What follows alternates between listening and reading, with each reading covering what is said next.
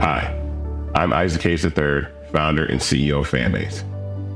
Fanbase is a free-to-download, free-to-use, next-generation social media platform that allows anyone to have followers and subscribers on the same page. Fanbase was built through investment dollars from equity crowdfunding from the Jobs Act. People just like you help build Fanbase, and we're looking for more people to help build Fanbase. We are currently raising $17 million in a Regulation A crowdfund on Start Engine. We've already crossed $2.1 million, but we're looking to raise more capital from people just like you. that deserve the opportunity to invest in early stage startups without having to be accredited investors. So right now, I'd like you to go to startengine.com/fanbase and invest. The minimum to invest is $399. That gets you 60 shares of stock in Fanbase right now, today. And then use Fanbase to connect with friends, grow your audience, and be you without limits.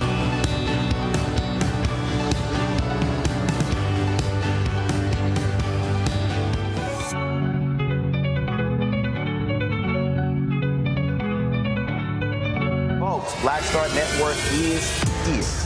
Hold no punches! I'm real revolutionary right now. Black power. Support this man, Black Media. He makes sure that our stories are told. Thank you for being the voice of Black America, Roland. Stay black. I love y'all. All momentum we have now, we have to keep this going. The video looks phenomenal. See, this difference between Black Star Network and Black-owned media and something like CNN. You can't be Black-owned media and be scared. It's time to be smart. Bring your eyeballs home. You dig?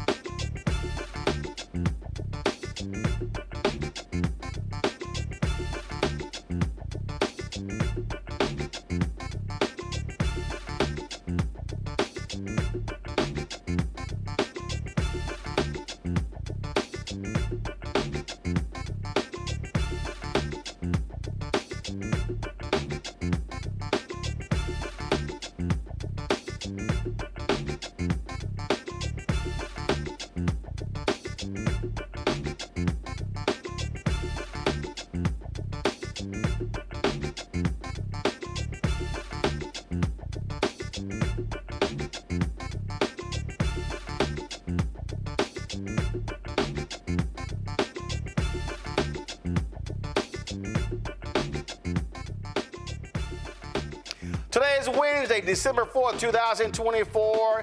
Coming up on Roland Martin Unfiltered, streaming live on the Black Star Network, the 118th anniversary of the coldest and the boldest fraternity, the rest of them are youth groups. Just letting y'all know. Alpha Fraternity Incorporated. We're going to, of course, we'll be hearing from a number of brothers all day long. Here's what's coming up on this show. Republican-controlled North Carolina State Senate overrode the veto of Democratic Governor Roy Cooper on a bill that was supposed to be about hurricane relief, and instead they chose to again strip power from Democrats who are coming into office. We'll talk to a North Carolina lawmaker about the drama happening in the Tar Heel State.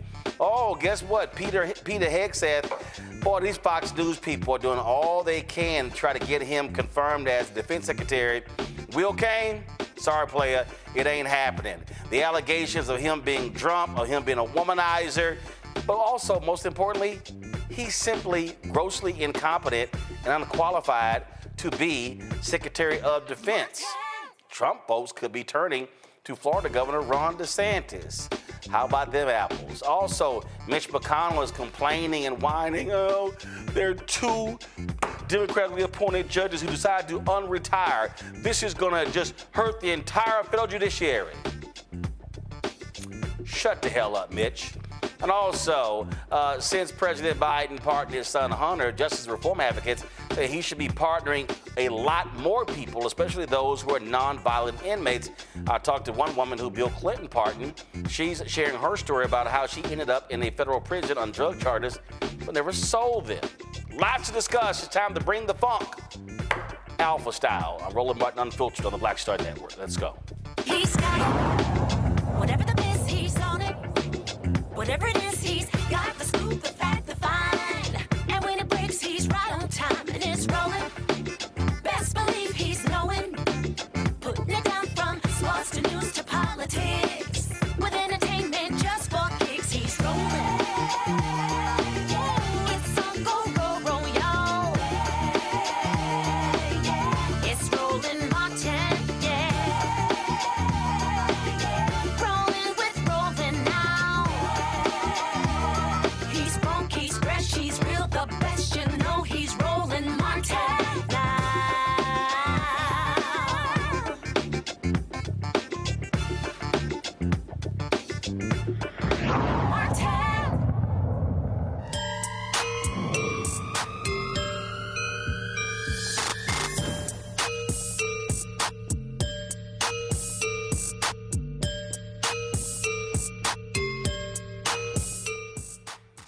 All right, folks, if you want to see a naked abuse of power, all you have to do is look to North Carolina, where Republicans are doing it again. Now, there was a bill in the Senate that was supposed to be about helping folks who were devastated by Hurricane Helene. They were like, nah, we're not going to do that. We're actually going to focus on stripping power from the state's executive branch. Why is that? Well, that's because they lost at the ballot box. They failed. They lost in the governor's race. Josh Stein beat nutcase porn advocate Mark Robinson. They lost lieutenant governor's race. They lost the attorney general's race. And so they decided to say, you know what? We're going to take from the governor the ability to appoint state election board members and give that to the Republican state auditor. Who the hell gives the state auditor power over elections? Joining us is North Carolina State Representative Amber Baker. Glad to have you in studio. So here's what's insane. These folks have been whining and complaining about trying to help folk impacted by the hurricanes. But they were like, yeah, let's just spend our time stripping power because Democrats beat us at the ballot box. That's exactly right. So, 2 weeks ago, I was here to talk to you about this bill when it first was passed in both the Senate and the House. And we anticipated that the governor would be vetoing this bill. And so we knew that it was going to just be chaos when it came back. The interesting thing is that we have some Republicans that voted against this bill. And so we're hoping that those Republicans will stand with the Democrats to uphold the veto. And so if the Republicans that voted against the bill initially, if they vote here, then this bill cannot go into effect. That's absolutely correct. We had a number of absences on both sides. So really, we had an opportunity, had all of our Democrats been present, to really stop it on the floor. So what the hell were they doing? That I can't answer. I don't understand. If you know first of all, let's be real clear. Republicans have done this before. That's correct. So what the hell were those Democrats doing?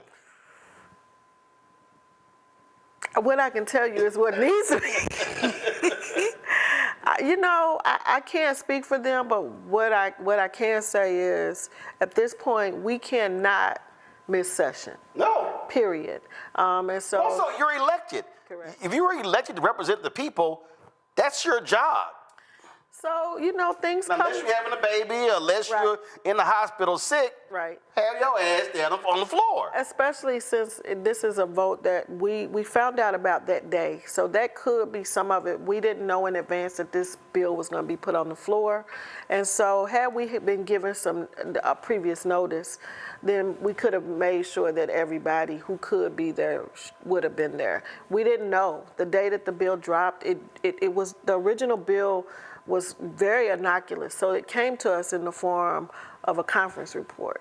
And so it didn't drop until like 2 hours before we would have voted on it. So it was a number of things that they did to ensure that the public wasn't aware of what was happening.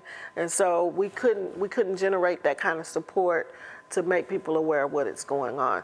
But the Senate voted on it on Monday, and I saw Reverend Barber was on CNN yesterday talking about Moral Mondays.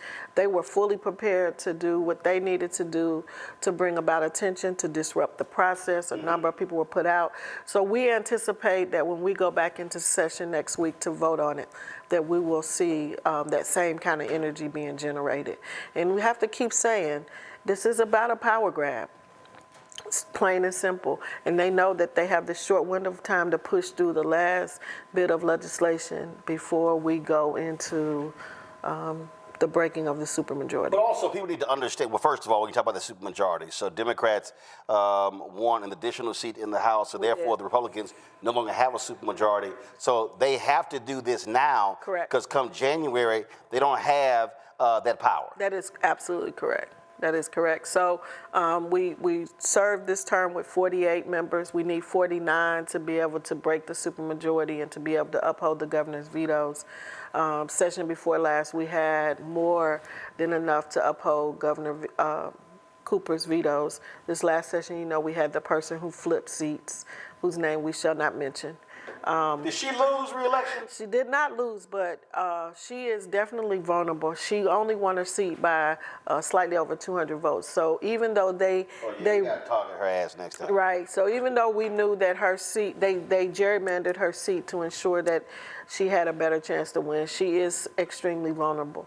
So we know that that's a seat that we have to start organizing now. And what I'm saying to people is we all are still feeling kind of the emotions of what happened on November 5th. But November 6th, we started running again because we run every 2 years. So I tell people I will get sworn in January, but then I file in December for a March 2026 primary. So I can't stay stuck. I'm telling people we can't stay stuck because the midterm election started for us on November 6th, and we must be mindful of that. And we came really close in a number of seats, including in races we didn't think we could win. So we know that when we are intentional about supporting and getting people out there and running strong ground games in districts that we didn't think we could win in, that it's doable. You also have Republicans who are angry that Allison Riggs won her Supreme Court seat. So they're talking about trying to invalidate the election, even though she won fair and square. Correct. So we know, I mean, none of this should be surprising to anyone. I mean, people have been focusing on what Trump and all of those folks have been doing in D.C., but North Carolina is the playbook. Right. And so no one should be surprised that once again they lost fair and square. And so now they're trying to figure out a way how they can invalidate votes or find votes to now keep her from being seated. But, you know, we know, and that was, and so we know that was a nationwide canvassing of, I mean, not nationwide, I'm sorry, statewide canvassing of votes. So it wasn't like we just went into Democratic leaning districts to see if we could find enough votes for her to beat her opponent. No, that was statewide. Right. So what are you going to invalidate? And her opponent, who's actually on the appeals court, correct, he's trying to invalidate some 60,000 voters. That's correct. And you know, prior to that, I can't even tell you the number of people that they purged from the rolls. Right. So we had to definitely, as we were out canvassing We had to make sure that if people said they were registered, we checked on the spot. Right. So as we were registering voters, new voters, we were also canvassing and making sure that people whose registration had been, my daughter's registration had been purged, and I'm saying she's been voting since she was 18, and so nobody was immune. And we need to be real clear that we can't stop at that. Right. Like, again, for people who are listening, Roland, midterm elections started November 6th, and I don't think they're talking about 2026. Right. No, we need to be talking about January 2025. We cannot lose momentum. I'm already working with a number of candidates that ran good races. My strength is in grassroots organizing. Right. I'm telling them in January, you start reaching back out to those people and keep the momentum going, because you ran a good race, and so we can flip these seats. And the other thing, I always mention, because people, and you can appreciate this because you have to explain people, it takes money to run this show. It takes money for us to run these races, and as black candidates, we do not get the money that our white counterparts get. And we as black people, I share this story very quickly. My most prized contribution came from one of my parents who gave me $3. And people like $3, but I know what it took for her to give me that $3. And so I don't value the 3,000 any more than the 3. So don't think that any amount is too small, because when you run a grassroots campaign, every dollar counts, and we need it for these candidates that we know we can flip these seats on. Well, you talk about 26 was also going to be critical. Anita Earls on the Supreme Court. Yes. They have been trying to get rid of her. I mean, they launched an investigation because she gave an interview talking about the importance of diversity. Absolutely. So her seat's up in 2026, but there are 3 Republican seats that are up in 2028. Yes. And for people need to understand, when Democrats control the Supreme Court in North Carolina, that's when they ruled against political gerrymandering. They ruled against the voter ID bill, things along those lines. They stopped a lot of the crazy stuff happening. Absolutely. Unfortunately, when Sherry Beasley lost by 401 votes, Democrats could have, had she won, it would have been 6-1 on the court. It goes to 4-3. The next election, they lose. Yes. Then a brother, he decides to run for office, governor. he loses. Right. And then the Republicans have a 5-2 majority. Correct. And you also remember that in this hurricane relief bill that we're talking about, there are 2 circuit court judges seats in there that they are now eliminating. Both of those judges ruled against them, one against the gerrymandered maps, which is the judge in my district in Forsyth County, and then there's an additional judge that they also are looking to vacate their seats from. So, and we anticipate that there will be some litigation behind that, just because of the legalities of them meddling over there in the judiciary, which they have no jurisdiction, but that's never stopped them before. Right, that's exactly what they all want to do. I want to bring in my panel right now, Robert Patillo. He is host People, Passion, Politics, 1380 WALK out of Atlanta. Rebecca Carruthers, Vice President, Fair Election Center out of D.C. Dr. Greg Carr, he's Department of Afro-American Studies, Howard University. Glad to have everybody here. I'm going to start with you, Rebecca. I mean, the thing here that people have to understand is North Carolina, it is the test case, if you will, because of what they're trying to do, what they want to do. But Republicans, they have been playing this game ever since 2008, when Obama won the state by 14,100 votes. North Carolina used to have very low voter participation. With that election, numbers went up, and they said, oh, no, we got to do all we can to keep these folks from voting. And it is literally being a war waged against black voters, progressive voters, Democratic voters since 2010, literally the last 14 years. So North Carolina definitely is a test case of what's happening, but it also points us in the right direction for the future of how to fight back. In the months leading up to the November 5th election, I spent a lot of time across the South, and I was talking with different voters about Project 2025. And the responses I got was, we live under Project 2025 now. So we have to go to states like North Carolina and see what it means not to just resist, but how to actually fight back, how to dig in, how to talk to voters, make sure they're understanding what's happening losing in state, and then how to each election, keep chipping at some of those supermajorities. So my question for you is, what do you think nationally your party needs to know with how to fight back, not just how you all are fighting back at the state level, but nationally, how do national Democrats fight back against what's predicted to happen in the next administration?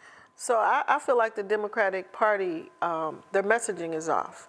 You have so many people that are running the party right now that are so disconnected from the needs and the concerns of what people are really living and feeling, right? And so we had these really great speaking points, but if we're not in touch with the people who we need to motivate to understand that the decisions that are being made are going to impact their life, then it doesn't matter. So I tell people, if we don't reconnect and re-engage in community, some people are disconnected, and we've got to reconnect. And the messaging has to be based on what are the needs in the communities and in the districts that you're trying to meet. Our messaging out east for our Black voters out east could not be the same as what the messaging was in our rural, in our urban centers. And so we've been intentional about that, running a 100 county campaign and giving choices to Democrats in rural counties and in counties that had not had an opportunity to vote for a Democrat was a really good strategy. But we've got to continue to build on that. And we have to have candidates that reflect these districts that they're running in. And those candidates need to know what those issues are, along with a statewide and a national message, right? So we heard a lot about abortion rights. We heard a lot about voting rights. Okay, that can be our national message and even our state message. But when you drill down, like my grandson said when we were at a Josh Stein event, that's what Josh was talking about.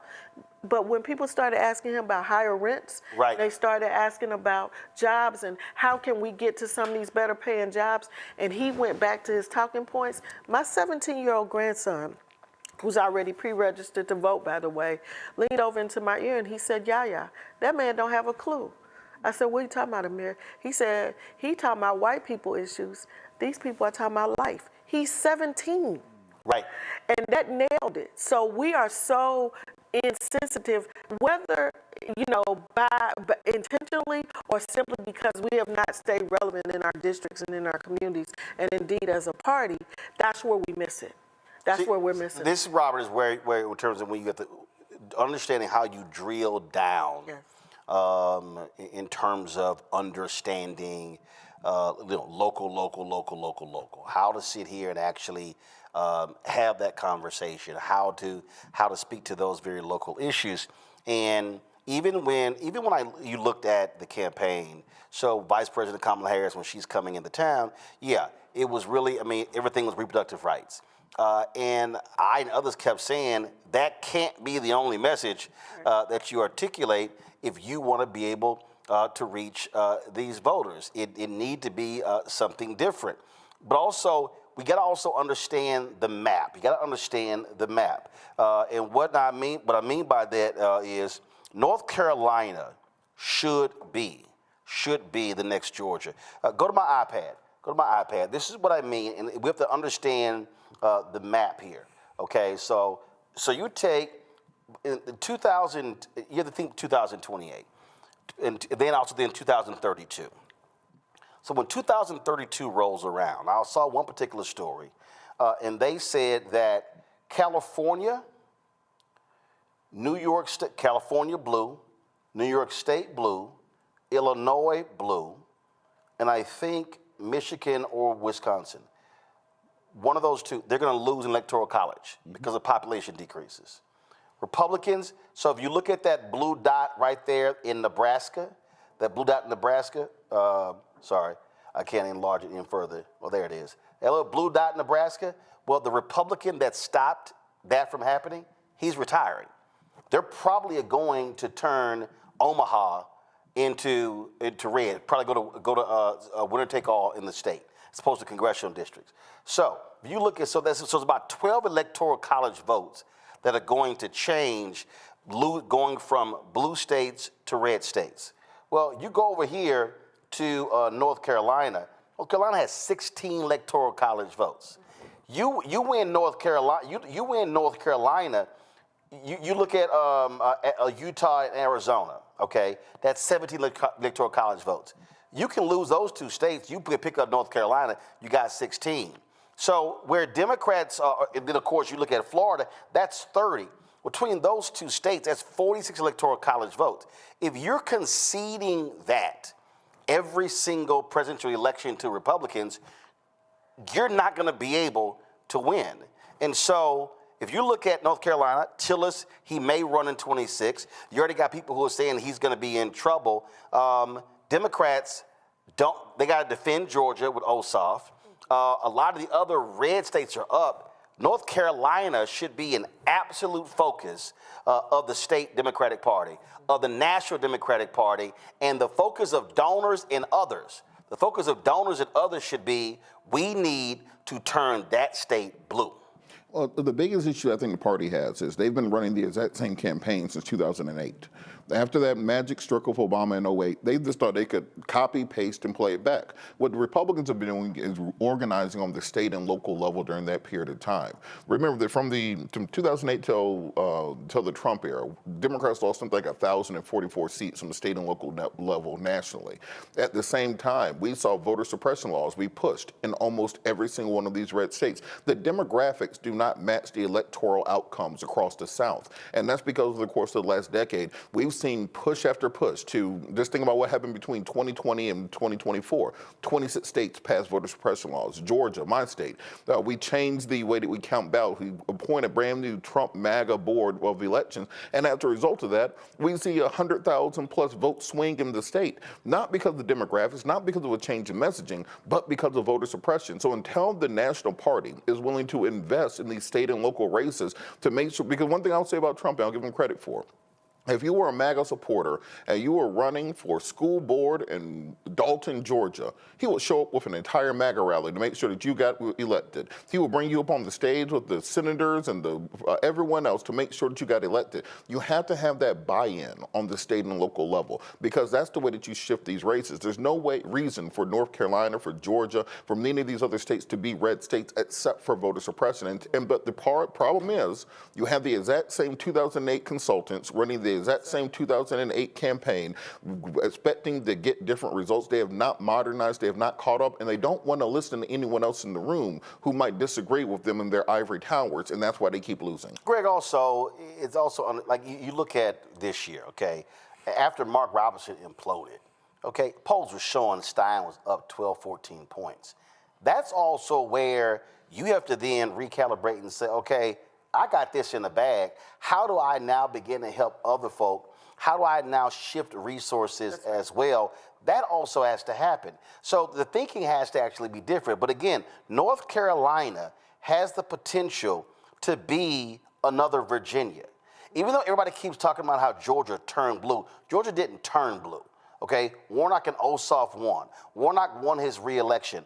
Ossoff is going to have a hell of a chance, hell of a re-election bid, especially if Brian Kemp decides to run for the United States Senate. So I never called Georgia blue. What I am saying, though, is that if you look at the results in North Carolina, Democrats won the governor's race, lieutenant governor's race, secretary of state, attorney general, and the secretary of education. So the first thing they should be asking themselves, how the hell do you win those top five and then Harris doesn't win the state? So you now have to deal with that. Biden lost the state by 2.5 points in 2020. So it's not like he won it. No Democrat has won the state since Obama won by 14,100 votes in 2008. But there literally has to be a very specific strategy solely for North Carolina. You can't, I get the other states. I get people talk about how we should be investing in these other states. But if I'm sitting here in the Democratic National Committee, I'm sitting here saying my focus from a state perspective right now is North Carolina and Georgia. Those are my two because again, Georgia, electoral college votes, 16. North Carolina, 16. That's 32. No Republican can win if they loses one of those two states. Oh, absolutely. So the question keeps coming back around. what exactly does the Democratic Party want to do? They're soft white nationalists. The Republicans are hard white nationalists. But the story here is the story it's always been. It's race.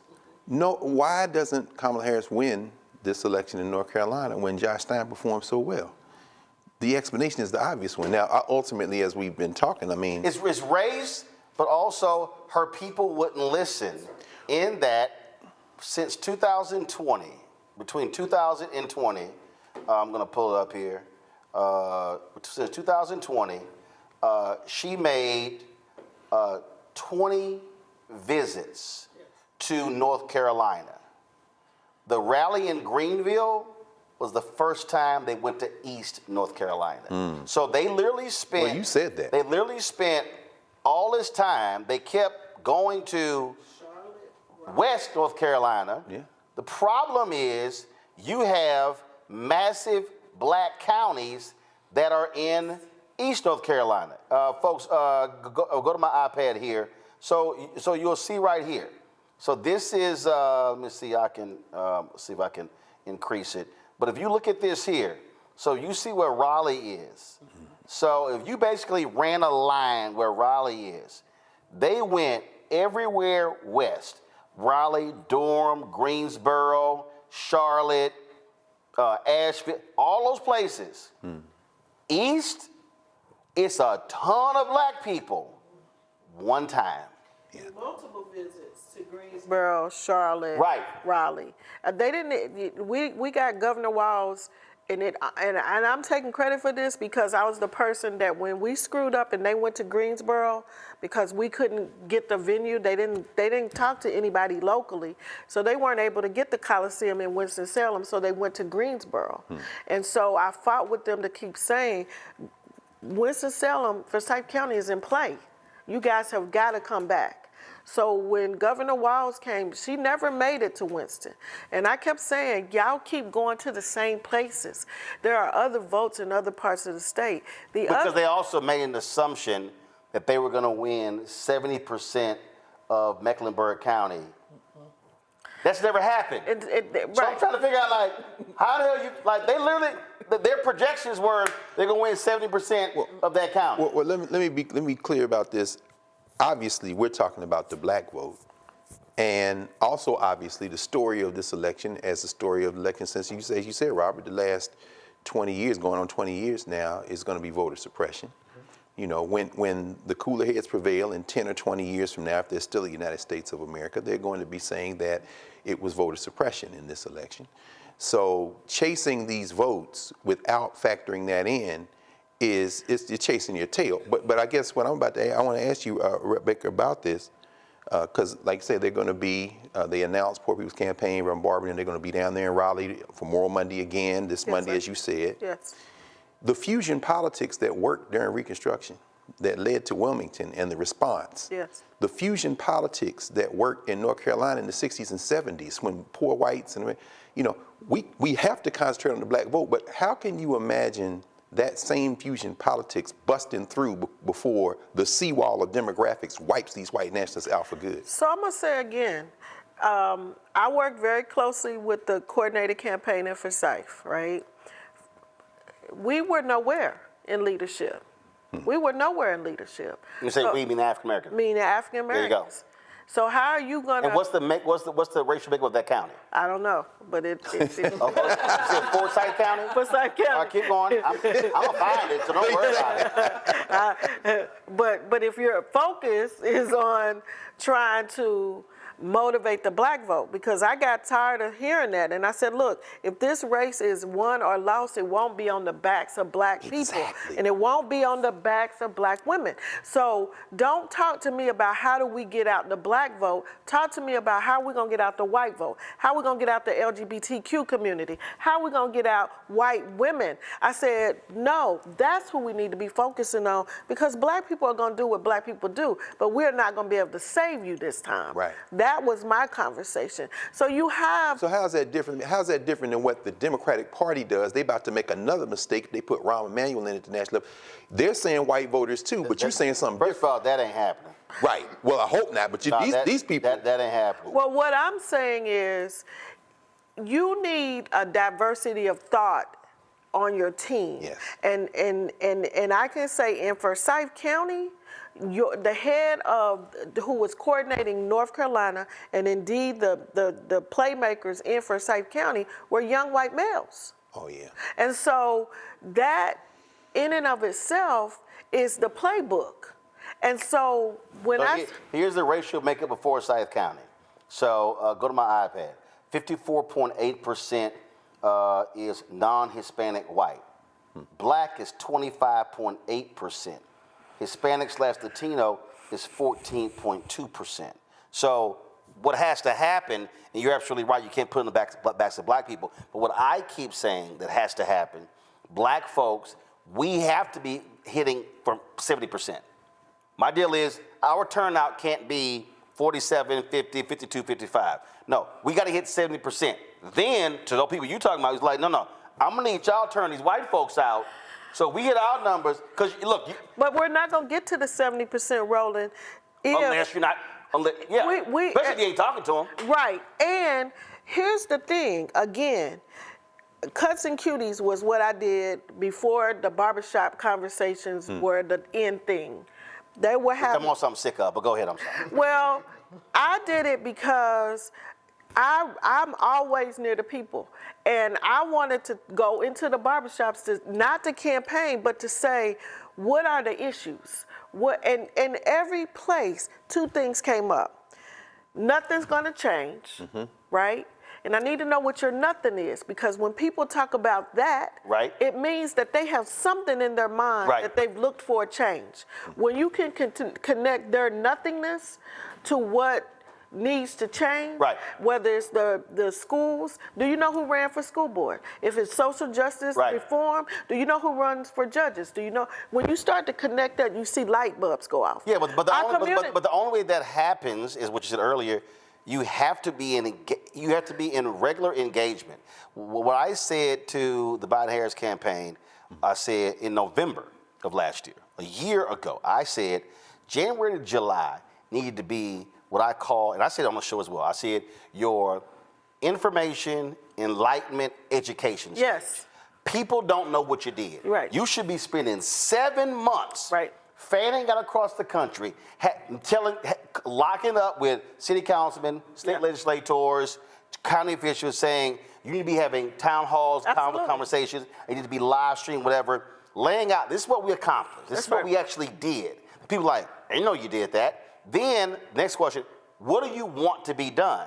But if you only go and have a conversation in October, maybe September, you've given yourself such short runway, you can't educate anybody. But also yes, you're right, but also what has to happen is, I'm finishing my second term, running for my third term. I tell people I got pushed into this. I got pushed into it because I'm an educator who moonlights as a politician. My career has been spent in highly impacted communities. I live in those communities. I had somebody say 2 weeks ago, you really do live here. What? We thought you were just saying that, right? You at the grocery store? No, they had to drop something off at my house. They saw going home. And they saw the car, they saw the grass, and right? So what I'm saying is, it's not just enough for this to be top down. It's got to be top down and bottom up. And right now, they did not have the good sense to say, let's invest in some of these down ballot races with all of that money to make sure that we are not only getting the message out, but these people who are running, because we're boots on the ground. I don't care how many people you bring in. Your local candidates are boots on the ground. Make sure that your local candidates, your local elected officials, not only have your national messaging, but we need to have our local messaging. And like you said, these town halls and all of this, it needs to be happening all the time. And I'm telling you, that's all the stuff that I do because I don't know anything else. And so that's why I said, sis, to you, we can growl, bark, be mad, kick butt, but November 6th, we have to do that while we can't rest for each other. We can rest for that other stuff, but we can't rest for each other because we know in running this race, we're going to find respite in our pain. right? We're also going to find strength in our pain and keep moving. So that's, the party is so far off messaging all around, and they're not willing, or either they're unable to sit down with self. As I watch all of these different, commentaries about what happened, if you can't name a thing, you can't fix it. That's and right. nobody is talking about what race played in this race. That's right. Nobody's talking about how we. Oh yeah, they are, but they keep saying we got to get away from identity politics. And I'm sitting there going like, you're ignoring the reality.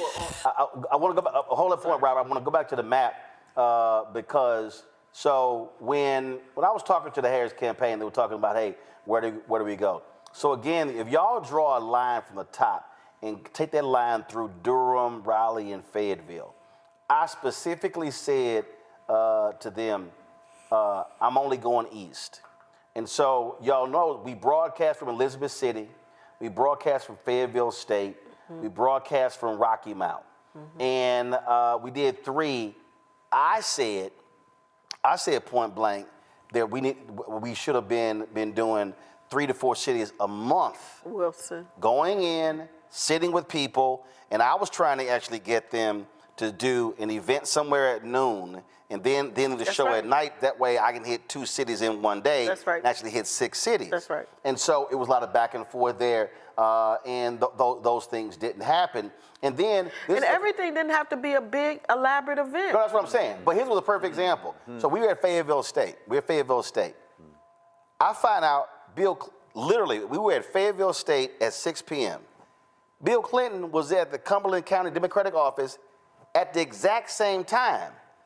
My brain went, why didn't we do this together? Right. It didn't make any sense because they didn't get the turnout at Fayetteville State. But again, if you're trying to maximize, so I went to go see him first. It wasn't live streamed. Right. So you probably had about 150 people who were there. And what I kept saying is, you don't just talk to 150 people. You take and then you utilize live streaming where you can reach thousands and you go beyond the room. Or you have But that requires planning. Right, and you had Jamie Harrison at the Forsyth Democratic Party at the same time that Winston-Salem State had their souls to the polls. They're young people strolled to the polls, not so, strolled to the polls. Let me tell you something. Winston-Salem State students was on fire. Yeah. They started at move-in. They had about 300 people, and you got Jamie Harrison with the big fancy bus at the Forsyth Democratic Party talking to maybe 20 Democrats. And I said to them when I found out, tell him to take the bus to Winston-Salem State. So that's where you have the disconnect about the value and the importance of your state party and what's going on. Yes, everybody was energized. Well, your state party, but also your on-the-ground local folk who know. Well, I meant to say the national race. I get it. Everybody was motivated and organized and excited about our sister Kamala, and Lord, I love her. But we got to get people as motivated down the ballot. Jessica Holmes, the auditor, part of the reason she didn't win her race was she didn't have the money. Now and Lord Jesus, I'm gonna have to come back, Roland. Y'all gonna have to raise money for me because they getting ready to be mad. Governor Cooper put the girl in the position. Why wouldn't you fund her? Why wouldn't you make sure she had? Because y'all gonna have to say it. That looks good in his hat. She's the first council of state in that position. But don't mean nothing if you appoint her, but then she don't win. She don't win. The whole point is you want to win. And you lost half. The treasurer has a PA. The Wesley Harris, my colleague, white male, PhD in economics, and he wins treasury. He loses treasury because he's not funded. And he showed up in the communities that he needed to show up in, but he didn't have the money. Now you got all of this money hoarding. Exactly. At the top. It means nothing if you're not bringing the rest of the ballot. So what do we see? This is what we see. Yep. Hold on one second. I'm going to go to a break. We come back. I want to pick up on that because, again, what we're talking about, folks, is is which we focus on a lot on this show, is understanding how you must be locked and loaded locally, how you must be focused on what is happening on the ground, not just with candidates, but also, we'll talk about it when we come back, why you also got to be funding third-party groups that are in communities as well. You're watching Roland Martin Unfiltered right here on the Black Star Network on the 118th anniversary of the founding of Alpha Phi Alpha Fraternity Incorporated. Back in a moment.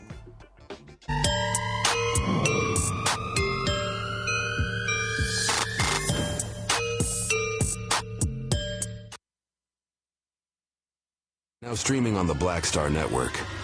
I had been trying to get a record deal for a long time. You know, when I finally got signed to the Motown record label in 2003, I was 34, 35 years old. And up until that time, I had been trying to get record deals the traditional way. You know, you record your demo, you record your music, and you send it, you know, to the record labels, or maybe somebody, a friend of a friend, knows somebody that works for, you know, the record label. And really, chemistry that was my last-ditch effort at being in the music business. How long have you been trying? I've been trying since I was a teenager. Wow. You know? And you know, and I'm grateful that it didn't. I'm grateful that it happened when it happened, because I wasn't prepared, you know, as a teenager to embrace all that comes with a career in the music industry.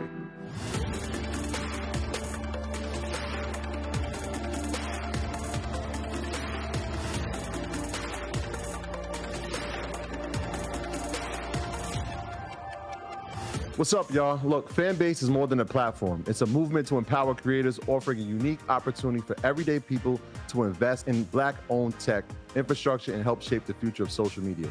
Investing in technology is essential for creating long-term wealth and influence in the digital age. The Black community must not only consume tech, we must own it. Discover how equity crowdfunding can serve as a powerful tool for funding Black businesses, allowing entrepreneurs to raise capital directly through their community through the Jobs Act.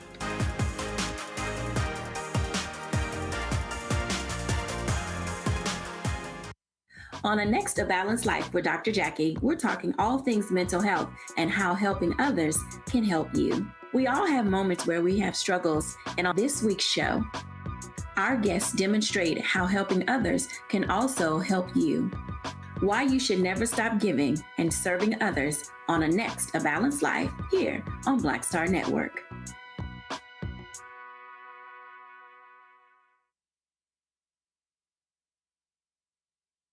Pull up a chair, take your seat.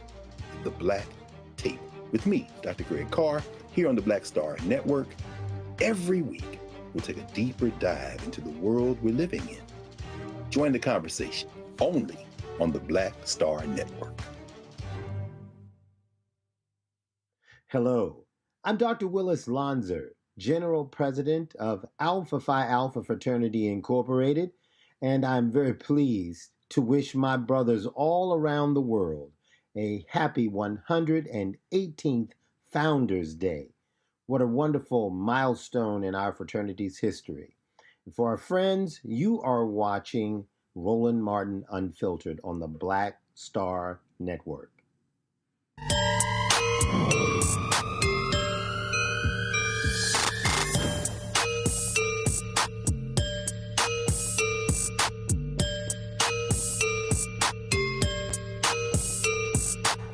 All right, folks, welcome back here on Roland Martin Unfiltered on the Black Star Network. Robert, before we went to the break, you had a question. Go ahead. So one of the questions I have is, you can't outrun, you can't out-organize voter suppression laws.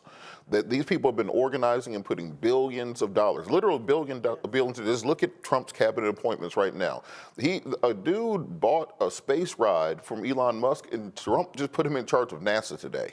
I mean, they are literally buying and auctioning off our federal government chunk by chunk. So what do we need to do to convince the people with the money, because they can afford entertainers, they can afford pageantry, they can afford fireworks and all this stuff, to invest in those state and local races so we can start flipping these state houses to reverse things like Senate Bill 202 in Georgia, to reverse things such as the getting rid of drop boxes, getting rid of voter ID laws that have been passed around the country. Because the Democratic Party keeps telling us out more organized, get more people. Black turnout got to be 100% in order for us to have a chance. But at the same time, you're not putting the money in to make sure that we can get that county commissioner in Forsyth County elected. Mm-hmm. So my focus, I believe our focus should be young people. And the reason why I'm saying that is young people, we need to know what motivates you. What does this need to look like for you? Because our way of politicking is not landing with them. What's important to us is not what's important to them. I can't begin to tell you what it is because I haven't had any in-depth conversations. But my grandson picking up on the fact that the messaging was off was the light bulb for me. Now, who needs to do that work? We're going to have to do the work. The Democratic Party's going to have to do the work. And you can't have some Ivy League white boy tell you what that needs to look like. They're going to have to start to talk to people beyond the echo chamber in New York and in D.C. You're going to have to say, we're going to have to go. They can't do it. You can't come to East Winston and have that conversation and think you're going to. So we've got to talk to young people. And we got to listen and find out. Because this shift has to look different. But I do want to answer, I think, to answer your question, Robert. Here's one of the things that has to happen for what black people have to do, which also points to what you did. When we did Women with Black Men, we purposely said, we ain't sending all the money to the campaign. Yes.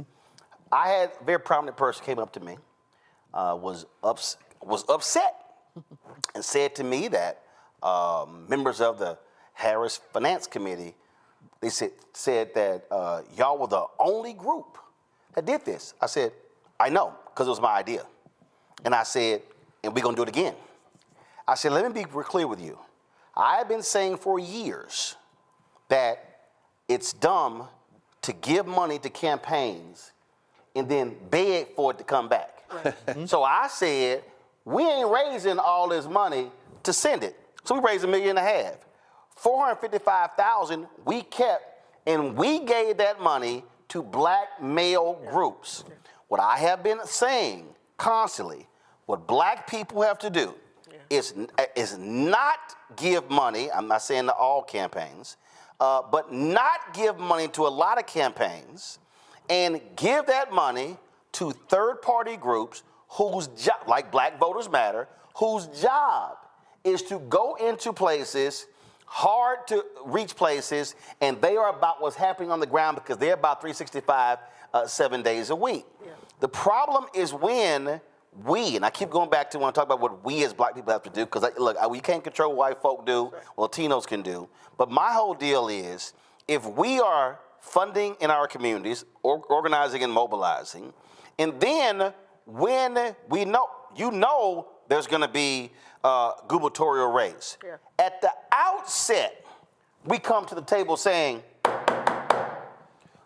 what's your black plan? And not just, what's your black plan? Here is our plan. That's right. Mm-hmm. This is the amount of money. I was talking to a brother with a black ad agency who said that during 2012, he had pulled all his data together. He pulled everything together, and he comes in, and he sits down, and he says, okay, I need $26 million to execute this strategy for African Americans and black-owned media. Campaign goes, it's 10. White boys on the campaign, one black person who's in the room, 10. He went, okay, can y'all please show me with the data how you arrived at 10? No, that was just a number. It was just, no, all you getting is 10. He said, wait a minute, hold up. So you didn't sit down and say, here's how we're going to spend it. You came with an arbitrary number. That's one of the things that happens. And so what then happens is, then it's, oh no, we ain't got it. Then you want to fund staff, but you want black people to volunteer for free. Yeah. And all I'm saying is, we have to be, to Rebecca's point, okay, what's the number? How much we need to raise? What it's going to take? What can we do? So if we're going to go out and say we're going to go raise $500,000 or $1 million or $2 million, and we're going to say that money is only going to turn out African Americans, we actually have to do that. Yeah. A lot of us talk about the problem, but we ain't trying to actually make that kind of demand. And I think that's also part of the problem. Well, they have this expectation of us that we're going to be political sharecroppers, that we're going to simply put the work in, we're going to be banging the paper. I was working on a campaign back in 2006, and I was knocking on doors. We're down in Savannah, Georgia. We are raising voters. We're trying to get awareness. I'm doing this for free, volunteering, because I believe in the cause. The white boy, Derek, who I was working with, was making $100,000 do the same damn thing, and he took lunch off. So we got to get out of this place of simply saying that we're doing these things for a cause. But it has to be early. I'm telling you. It got to be now for 2028. Listen, man, I had black people, I had black media companies hitting me up. Oh, I hear you the person to talk to when it comes to the Harris campaign. I said, I'm sorry. Where y'all been the last 9 months? Yeah. I said, I've been swinging with these white folks. January, February, March, April, May, June, July, August. I said, where in the hell have y'all been? You knew the campaign. Like, why are you coming after the convention? What y'all spend on black media? I said, I was literally fighting with these folks in January on that whole deal. And to make the point, and you have not only did that, but for years you've been trying to get them to go with you. Yeah. Taking all that's very important. I mean, Doc, they still didn't give you enough money to do actually what needed to be done. When I was like, wait a minute. This is what the total media buy is, and then this is the check. And I want all these people to understand. I love all these Negroes who were complaining. That was pennies. I know people are like, no, that was. I love the Negroes who are whining and complaining about 350,000. First of all, that is nothing. What they don't even on a presidential what they don't even campaign. understand is because the ask actually was $5 million. But here's what they also don't understand. What they also don't understand is the reason they don't know how much the other media people got because it went through the agencies. Well, the agencies were playing so many games. I said I ain't dealing with them. In fact, one of the agencies. I get an email out the blue saying, this is who we are. We need you to sign an NDA. I literally responded. Who the hell are y'all? Right. I ain't never heard of y'all. Right. And you're not paying me enough to sign the NDA. I literally said, who are y'all? Right. And then they responded. I said, I ain't dealing with y'all. I'm dealing direct. Right. So that was me. So the reason y'all even know how much we got it's because it came directly from the campaign and not through an agency. But see, I love all the black folks who complaining, but they ain't said nothing about the 10 million BET guy. And for nothing. So 10 million for what? Yes. So here's the thing. Comcast. Bottom line, black people are going to have to save themselves. No question. Yes. Black folks have to be more beholden to other black people and black communities than to any political party. I'm going to give an example from 150 years ago. Absolutely. So over the last 10 years, the number of white men who hold elected office was the lowest it's been since 1874 during the first Reconstruction. And so this whole pushback that we're seeing, it's not just voter suppression for the sake of voter suppression, but this is literally about power. Once again, you can read White Fear to talk about what happened in 1874. Right. And the reason why I'm bringing this up and saying black people got to care more about their own communities, because it was Democrats and Republicans who were trying to shut black power down. Yeah. And if we don't want another 150 years of Jim Crow, post-Jim Crow, James Byrd, so that means we have to learn with what happened post-1874. And we can learn it because we've survived it. We went through it again, but we have to understand where we are in history. So when it comes to funding us, we have the ability to fund ourselves. And also, to your point, this is also what has to happen. as you said now, go back to my iPad. Y'all, this is the map. This is the map of North Carolina. Let me say this right now for everybody who's confused. There is going to be an election, a statewide election in North Carolina in 2026. Is it the entire House? Yes, and the entire Senate. And the entire Senate. So we know right now, 2 years from now, there will be a statewide election for the entire House and the entire Senate. Correct. We know there's one Supreme Court race that's going to be up. So what should black folks be doing? To your point, looking at the map, okay, who lost last time and how many votes did they lose by? That's right. Who won last time and how many votes did they win by? And then going in here, and this is not by county, but going into this map right here, y'all, and going through every county and looking at total number of eligible voters in the county. How many voted in the county? How many of them were black? And the voting rolls are public. Right. You can sit here and say, okay, the turnout in this county, the black turnout was 38%. Oh, so-and-so lost by a couple of hundred votes. Oh, dang. We had about 28,000 black people who were eligible but who didn't vote. So what should our focus be between now and not November 2026, between now and March 2026 is we need to be touching these 28,000 people. And that's why I said, Roland, for those that I'm working with that had good campaigns, you know, a loss is a loss, right? Some of them, it was a hard loss, right? So take this time to what we were talking about, sis. Do what you need to do, but January, start reaching back out to them. Start touching them now. Yeah. Letting them know I'm still in this, right? Send out postcards. You know, make phone calls. There should be a 3-touch campaign. A postcard, a phone call, a door knock, all before you even ask them for their vote, right? Well, I'll give you an example. So Don Scott, Speaker of the House in Virginia, there's a sister, Kimberly Pope Adams. She lost a seat, and it may have been by less than 100 or 150 votes. Okay, she's already announced running for re-election. Yes. So the whole deal is, again, look at the data. That's right. And going, okay, what are the total number of votes? And what households should I be touching? Now, what should I be doing differently? And again, for us, it's numbers. When Don hit me up and said, hey, man, I saw what you did for Warnock. Can you come do that for us? He said, we're trying to win the House. We win the House, I become Speaker of the House. Okay, great. He said, so we gonna support your show. Here are 5 cities. It was 4 cities. We added a 5th. And so what we did is we took the show in. We broadcast from there. And here's what was interesting. There were white Democrats in Virginia who were saying, why are you paying Roland Martin? Why are you supporting the show to come in?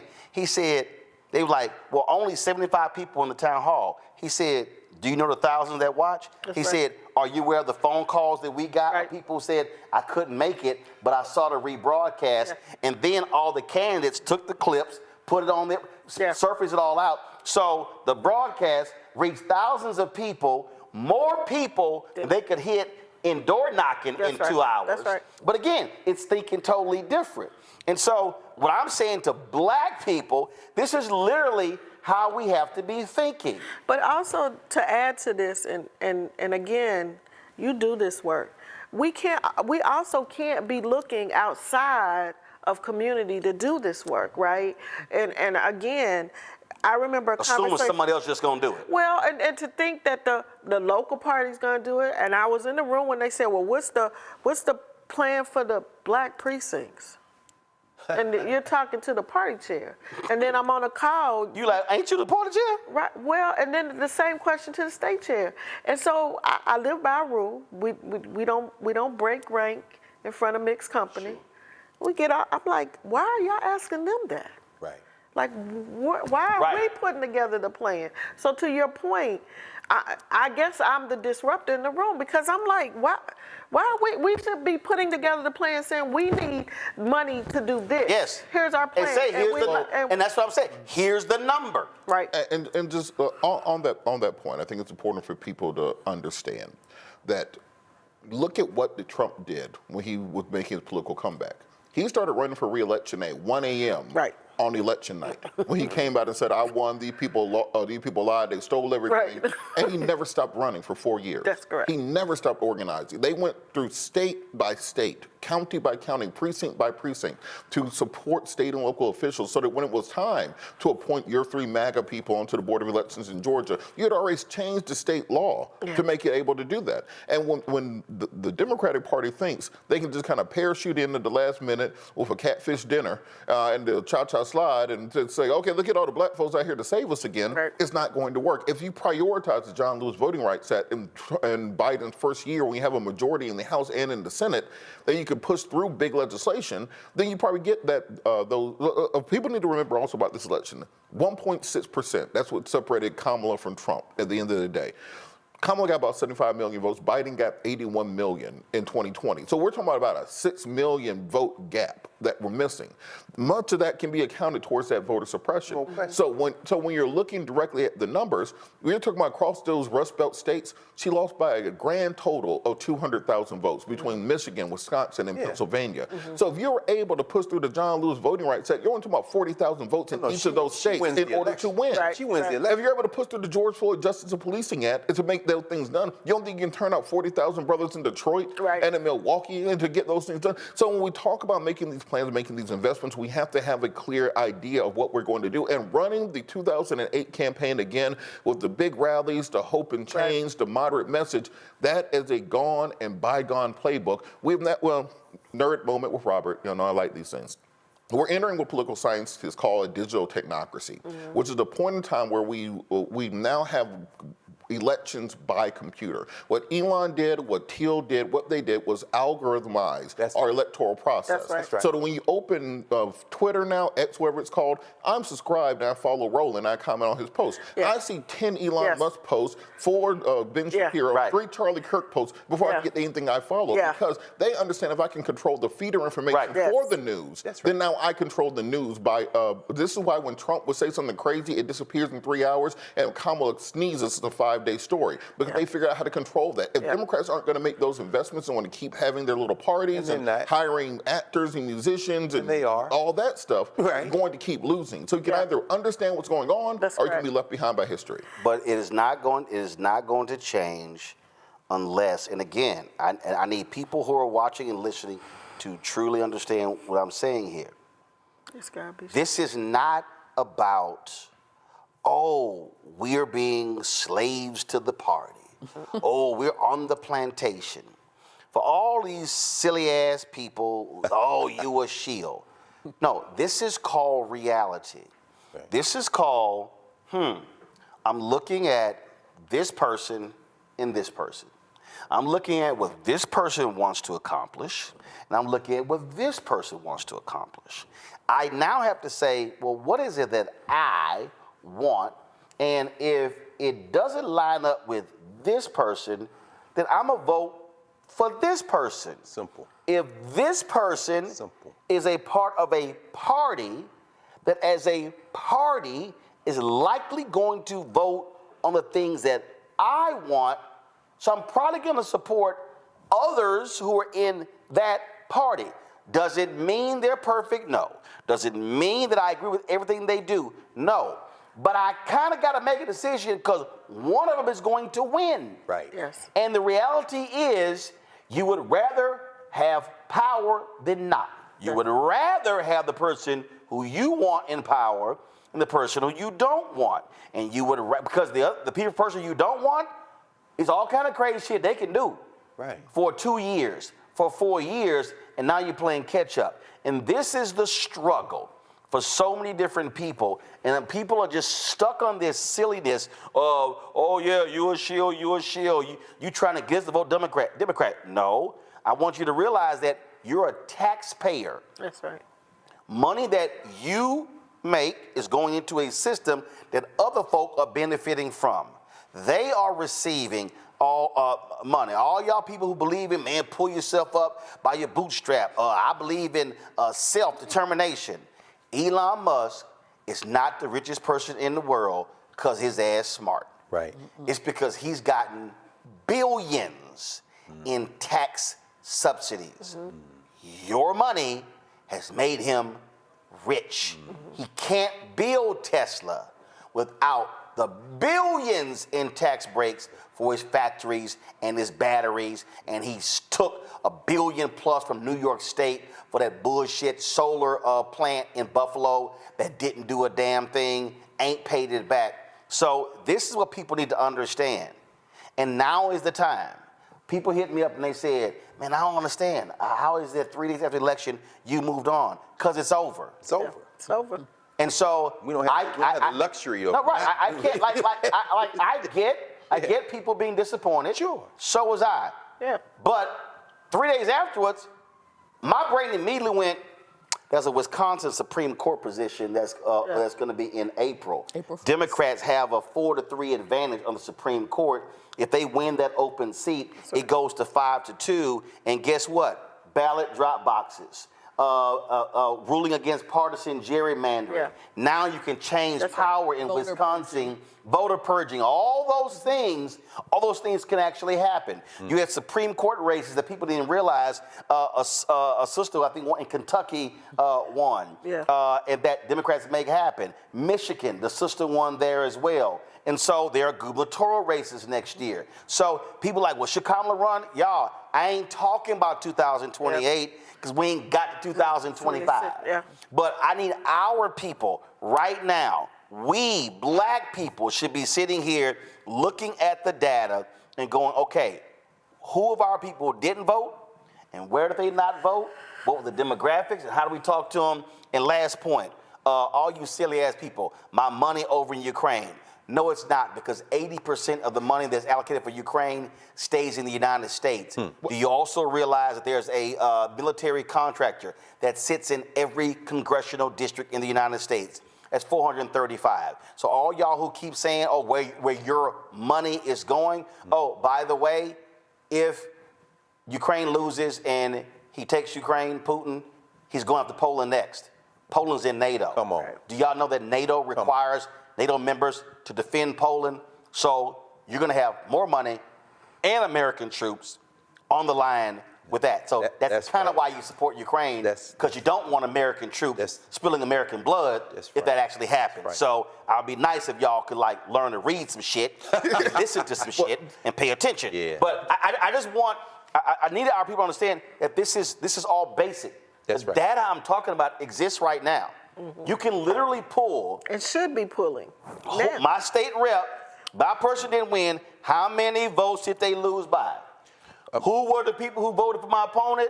And how many of our people didn't vote? So the next time, we gonna make sure that if 4,000 of our people who were eligible but did not vote, we get to them, we win in a cakewalk.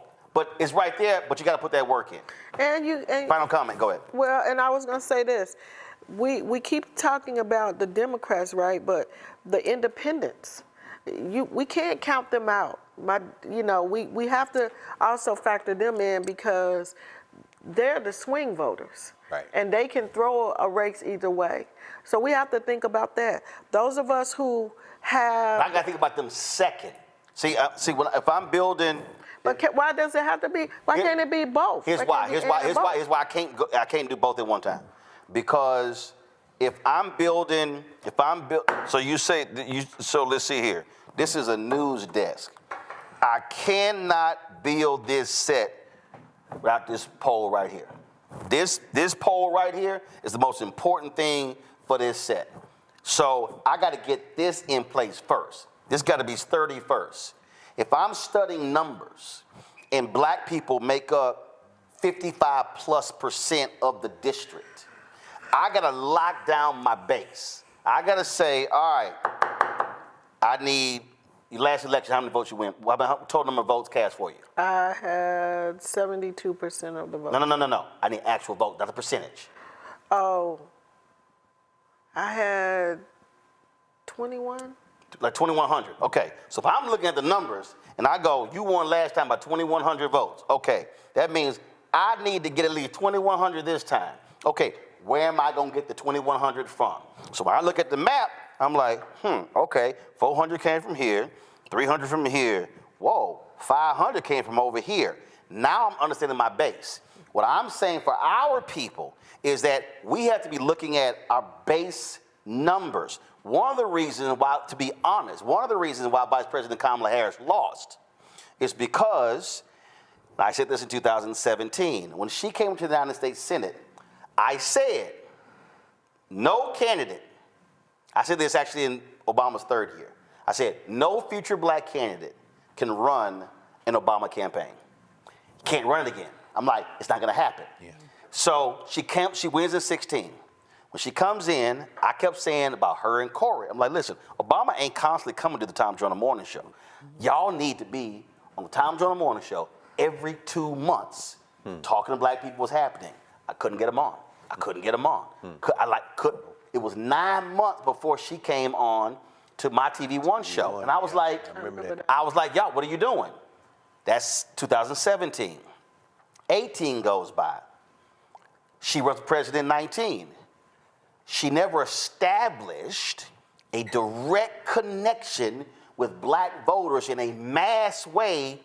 Had she done it in 17, she done it in 18, you would have been hearing her voice, constantly seeing her. Baby, you can keep doing MSNBC, but you got to take care of home, because that's your base. So when she ran, and when Corey ran, if you look at their polling numbers, the reason they weren't polling well is because they didn't have a solid base of black support. This was black folks in 2019. We don't know who we're going to go for. Right. So you get to December, she drops out.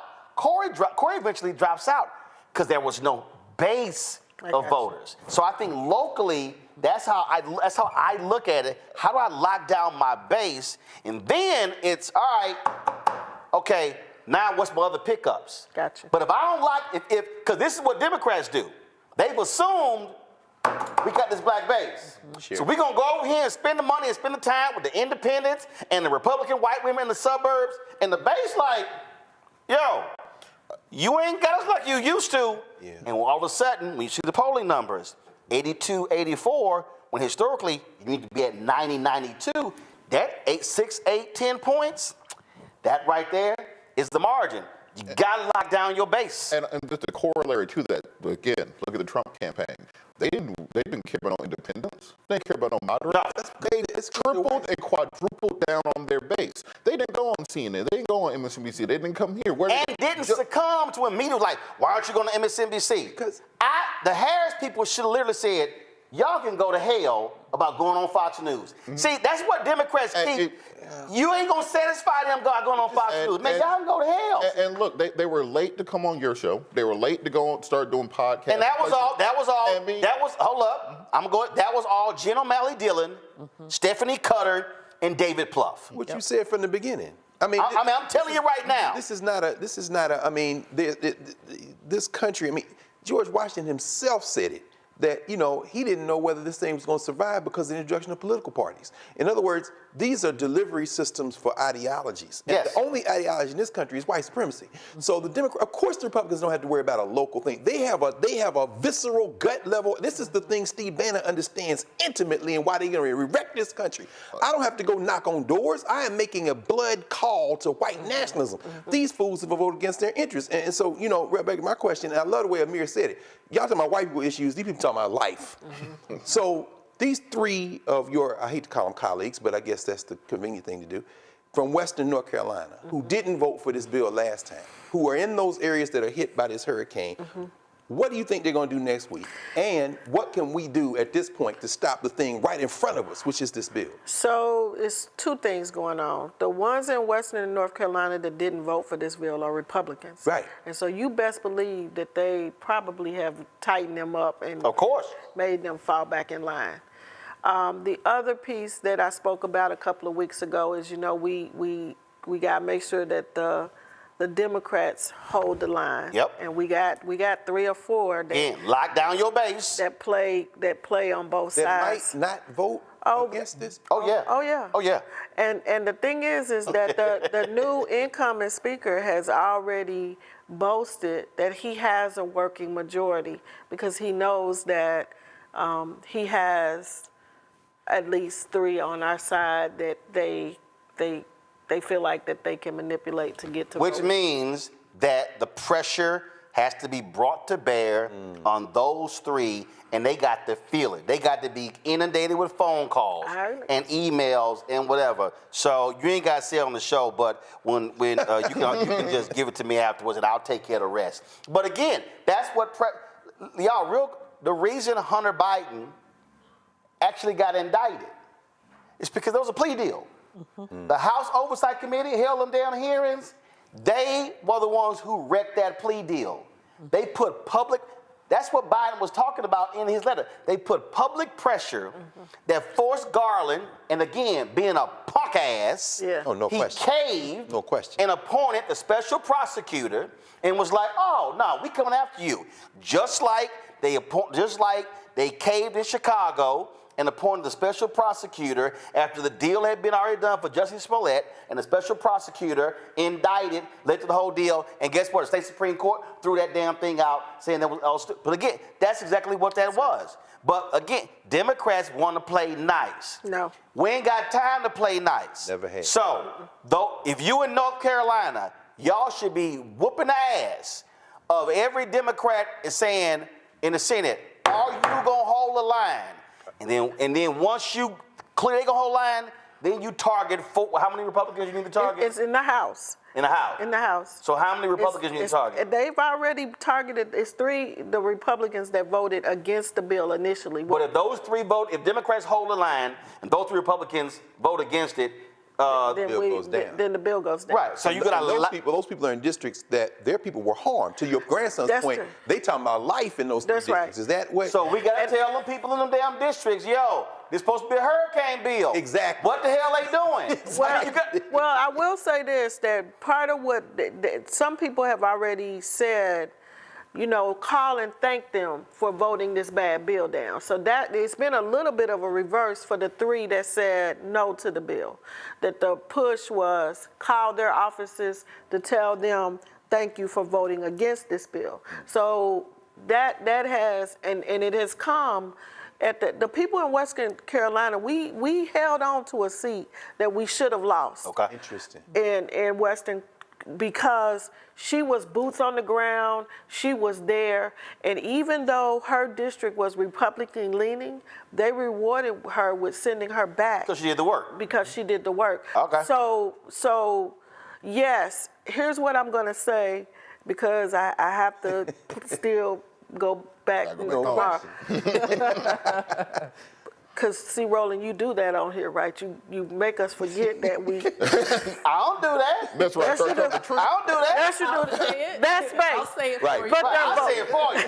But the voting records are public knowledge. Right. And so if you want to know who consistently votes with the Republican on big bills, go look at those bills and look at the voting records. Yeah, don't worry about that. I'm going to go looking for y'all, and I'm going to tell you who it is. So don't worry about that. So just let y'all know.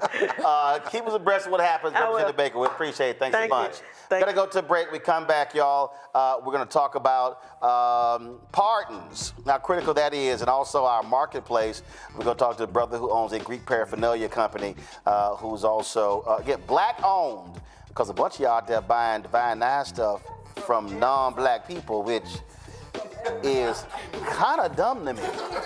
Right, you buying stuff from Temu, and then it ain't gonna say right. It ain't gonna have even alpha on it. Right, they ain't gonna have that. You're watching Roland Martin Unfiltered on the Black Star Network. Support the work that we do. Join our Bring the Funk fan club. Of course, you want to give me a cash app, use the QR code by Stripe. You can see the QR code right there. So, check and money order. P.O. Box 57196, Washington, D.C. 20037-0196. PayPal is R Martin Unfiltered. Venmo is RM Unfiltered. Zelle, Roland at RolandSMartin.com. Roland at RolandMartinUnfiltered.com. Don't forget also to get our new shirt, y'all. Get the new merchandise. It said, "Don't blame me. I voted for the black woman." You can get that shirt at rolandmartin.creator-spring.com or just go to blackstarnetwork.com or rolandsmartin.com to get that shirt. We'll be right back.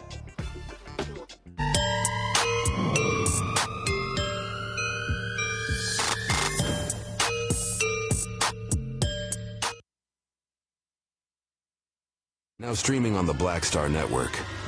I had been trying to get a record deal for a long time. You know, when I finally got signed to the Motown record label in 2003, I was 34, 35 years old.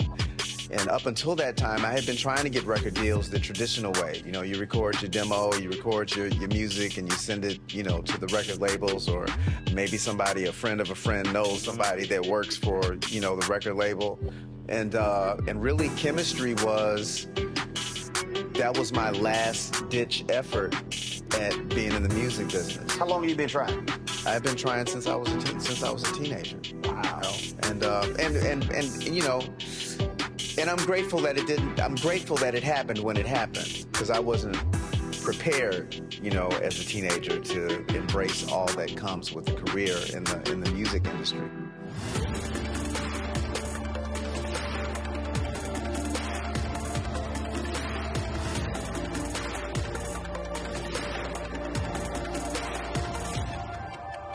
Hi, I'm Isaac Hayes III, founder and CEO of Fanbase. Fanbase is a free-to-download, free-to-use, next-generation social media platform that allows anyone to have followers and subscribers on the same page. Fanbase was built through investment dollars from equity crowdfunding from the Jobs Act. People just like you helped build Fanbase, and we're looking for more people to help build Fanbase. We are currently raising $17 million in a Regulation A crowdfund on Start Engine. We've already crossed $2.1 million, but we're looking to raise more capital from people just like you that deserve the opportunity to invest in early-stage startups without having to be accredited investors. So right now, I'd like you to go to startengine.com/fanbase and invest. The minimum to invest is $399. That gets you 60 shares of stock in Fanbase right now, today. And then use Fanbase to connect with friends, grow your audience, and be you without limits.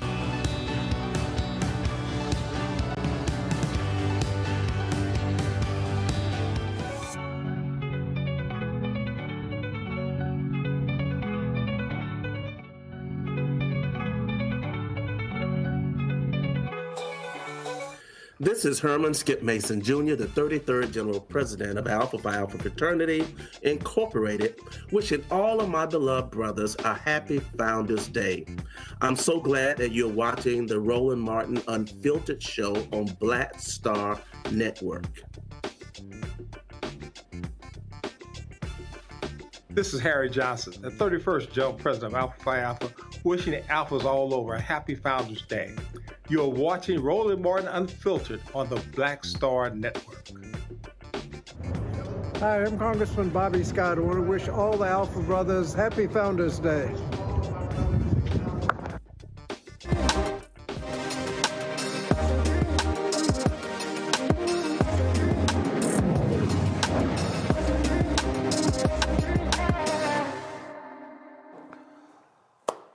All right, folks, of course, it is Founders Day for APhiA, and a lot of folks out there, when we're talking about buying Greek paraphernalia, where are you getting your stuff from? We talk about why it's important to buy black, and so joining us right now is Gnarless Nobles. He's the owner of Burning Sands Greek Apparel. Glad to have you here. When did you actually start your company?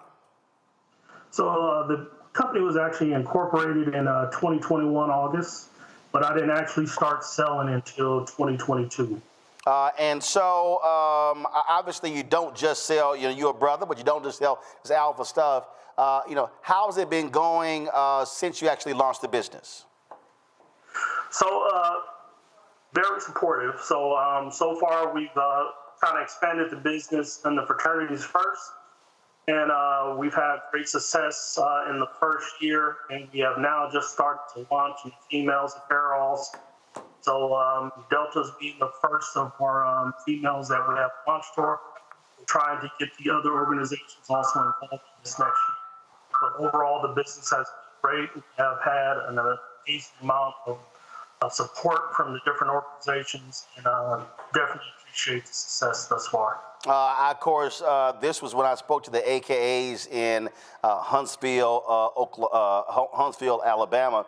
This was in February 2023, and that's you there. And the brothers presented me this APhiA golf bag, and so I see a lot of brothers representing the gear.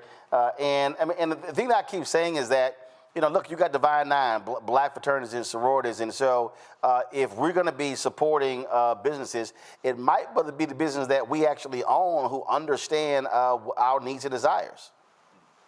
Yeah, I remember your speech very well at the AKA, which was well received. I'm all about supporting black businesses, but also spending my money for black businesses, and also showing that we as black people can rely on each other to support each other. Absolutely. Questions from the panel. I'll start with the Alpha first. Greg Carr. Thank you, Frat. Happy birthday, Frat. I'm looking at your website, man, and I see 5 of the D9 represented, including us, Alpha. And I'm also, I'm a big fan of the hoodies. So I was looking for hoodies, although I think I'm gonna get this old gold piece that you got here, man. So talk to us about, you continue to expand, is that the idea? Yes, I'm always trying to improve on what we're selling. But when we started the business, I started with golf apparel. I wanted to give brothers something other than t-shirts and hoodies to wear initially, but we eventually will expand into that as we move down the line. Thank you, bro. Rebecca. Thank you so much. Happy Founders Day. I'm a proud member of Alpha Kappa Alpha Sorority Incorporated. So my question for you is, when will you have the AKA gear? Right. Well, not to bust out the AKA, but I've been waiting on licensing agreement with them for a while. So So what he's saying is y'all AKs are slow giving the brother the licensing. What he's saying is we have a trademark that we uphold. Y'all, no, what he's saying is y'all slow. He said y'all ain't moving fast enough. When did you first apply to sell AK stuff? I'm not going to bust out like that. That means a long damn time ago. This is why we can't have nice things. This right here. Because y'all are slow. Robert?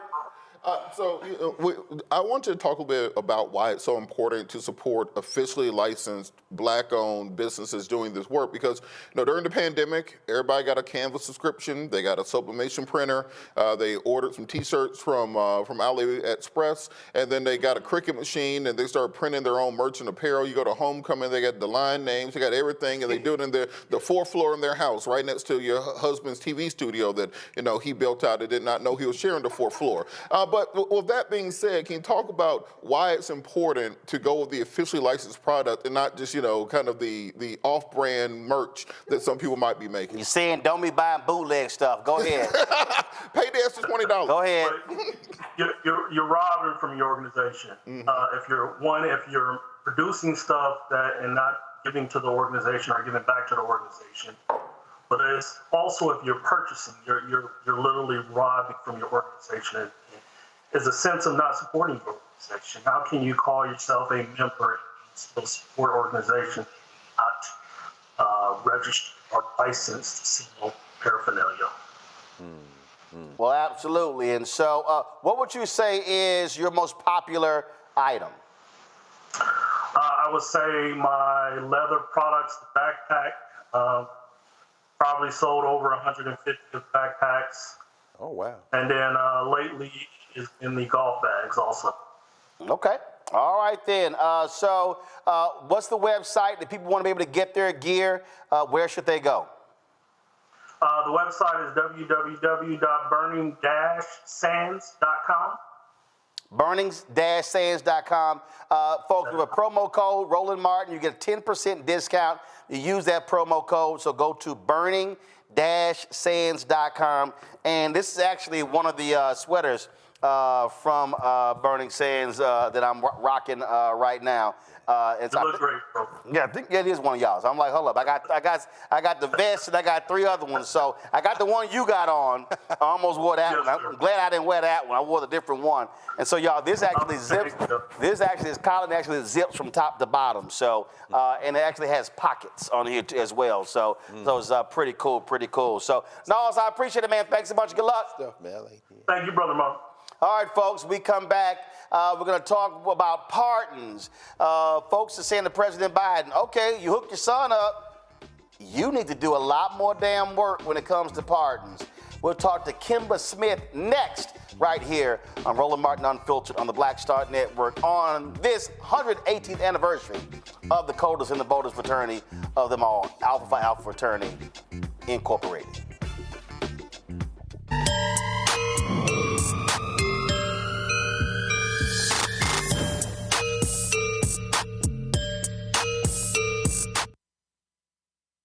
On the next Get Wealthy with me, Deborah Owens, America's Wealth Coach, Black Americans have 1/10 the wealth of their white counterparts. But how did we get here? It's a huge gap. Well, that's why we need to know the history and what we need to do to turn our income into wealth. Financial author and journalist Rodney Brooks joins us to tell us exactly what we need to do to achieve financial success. You can't talk about why we are, as Black people, where we are, unless you talk about how we got here. Bridging the Gap and Getting Wealthy, only on Black Star Network. What's up, y'all? Look, Fanbase is more than a platform. It's a movement to empower creators, offering a unique opportunity for everyday people to invest in Black-owned tech, infrastructure, and help shape the future of social media. Investing in technology is essential for creating long-term wealth and influence in the digital age. The Black community must not only consume tech, we must own it. Discover how equity crowdfunding can serve as a powerful tool for funding Black businesses, allowing entrepreneurs to raise capital directly through their community through the Jobs Act.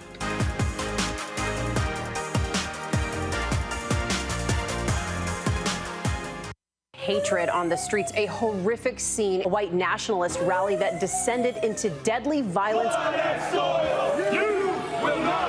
White people are losing their damn minds. As an angry pro-Trump mob storms the U.S. Capitol, we're about to see the rise of what I call white minority resistance. We have seen white folks in this country who simply cannot tolerate Black folks voting. I think what we're seeing is the inevitable result of violent denial. This is part of American history. Every time that people of color have made progress, whether real or symbolic, there has been what Carol Anderson at Emory University calls white rage as a backlash. This is the rise of the Proud Boys and the Boogaloo Boys. America, there's going to be more of this. Here's all the Proud Boys, guys. This country is getting increasingly racist in its behaviors and its attitudes because of the fear of white people. The fear that they're taking our jobs, they're taking our resources, they're taking our women. This is white fear.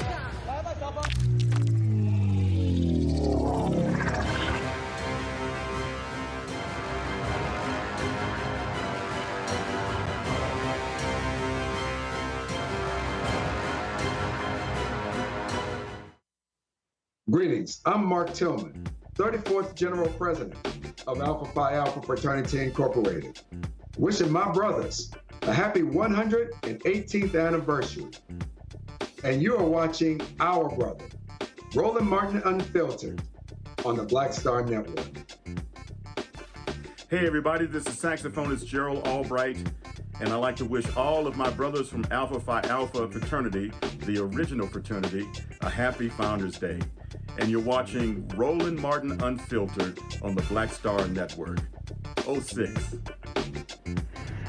What's up, y'all? It's Benny Boom, a proud member of Alpha Phi Alpha Fraternity Incorporated. I want to wish all my brothers a happy Founders Day. You're watching Roland Martin Unfiltered on the Black Star Network. 06.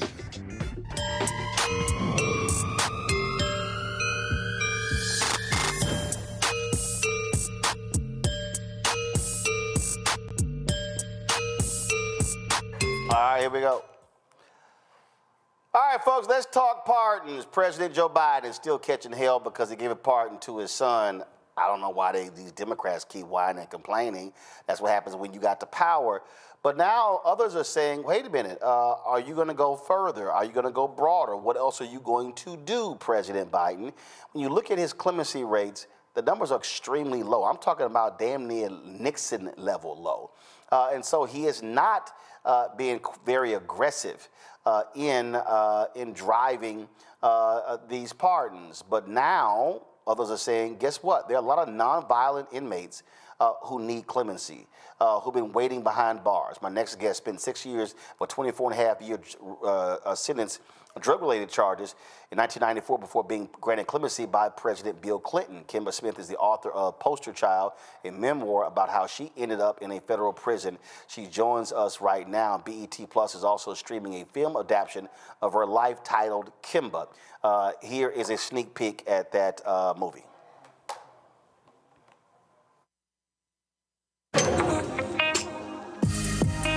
I met Khalif. The world stopped.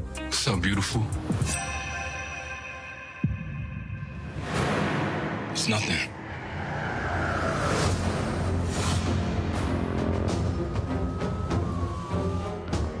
We don't want you. We want Khalif. I don't know where he is.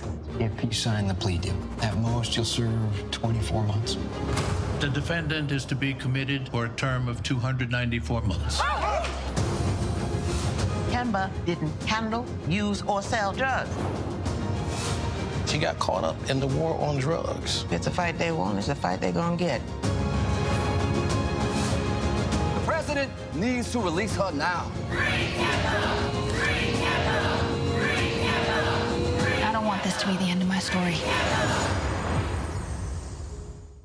All right, folks, Kimba Smith joins us right now. Only reason I ran that trailer, that's for you, Kim, because BET ain't never spent advertising on this show. So that was a freebie for them, and that was only because of you.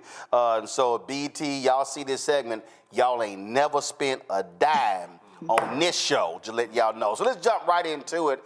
When you look at the clemency numbers of Biden, he's been there 3 years. His numbers have been shit. They have, and I want to thank you and happy Founders Day, brother. There's a little echo on this end. I don't know if it's on that end. It's not. Go ahead. Don't worry about it. We got it. Okay.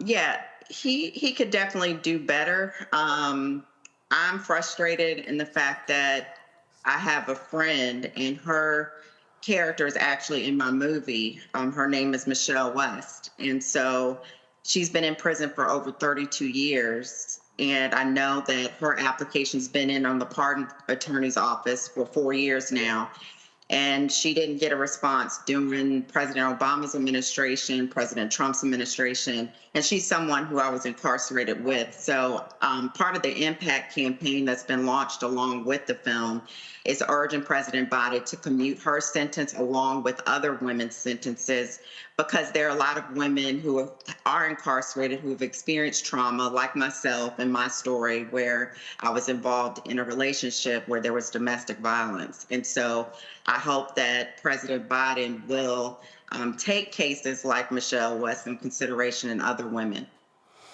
You know, and when you look at this, I mean, the folks that you talked about, I said last night, you got Marilyn Mosby. Others have been advocating for her. Former Congressman Jesse Jackson Jr., his former wife, Sandy Jackson. And again, you have the power of clemency. He was the vice president under Obama, and when you look at Obama's numbers, it doesn't get talked about a lot, but Obama set a real standard for how a president can maximize the pardon clemency power. Yeah, not only that, so President Obama commuted over 1,700 sentences. And President Trump, you know, he touted the historic criminal justice legislation of the First Step Act.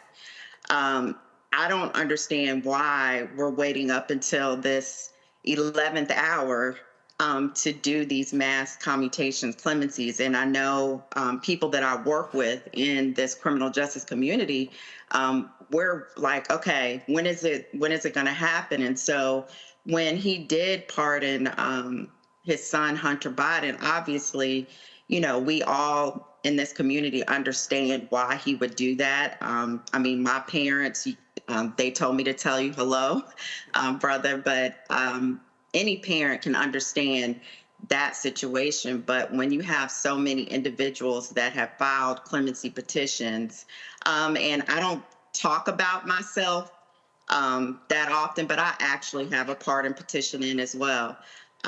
So it was just disappointing to know that that was the only thing he did, you know, after the Thanksgiving holiday. And so I'm just anticipating and hoping that the floodgates will open. And it seems like it's a safe thing to do. And, you know, politics is rubbing me the wrong way right now. Right. But it's like, why would you even, you know, I give credit to President Clinton for commuting my sentence, but I also, in my growth and maturity in this work, I realized that President Clinton and Biden signed the crime bill that caused the influx of Black and brown people in prisons across the country. And so it would only seem right that this is something that our party should have thought of in advance of the 11th hour. Maybe it could have helped the presidential campaign.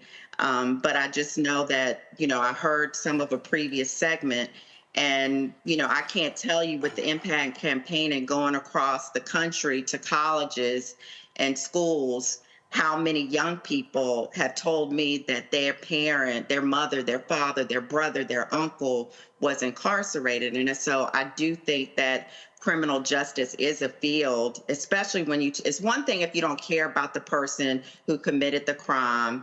And, you know, we have fear mongering that's going on. You have people that are incarcerated who have spent decades in prison where your tax dollars have paid to do behavior modification programs, and they're no longer that 16, 17-year-old, 18, 19-year-old now that they're 40, 50 years old.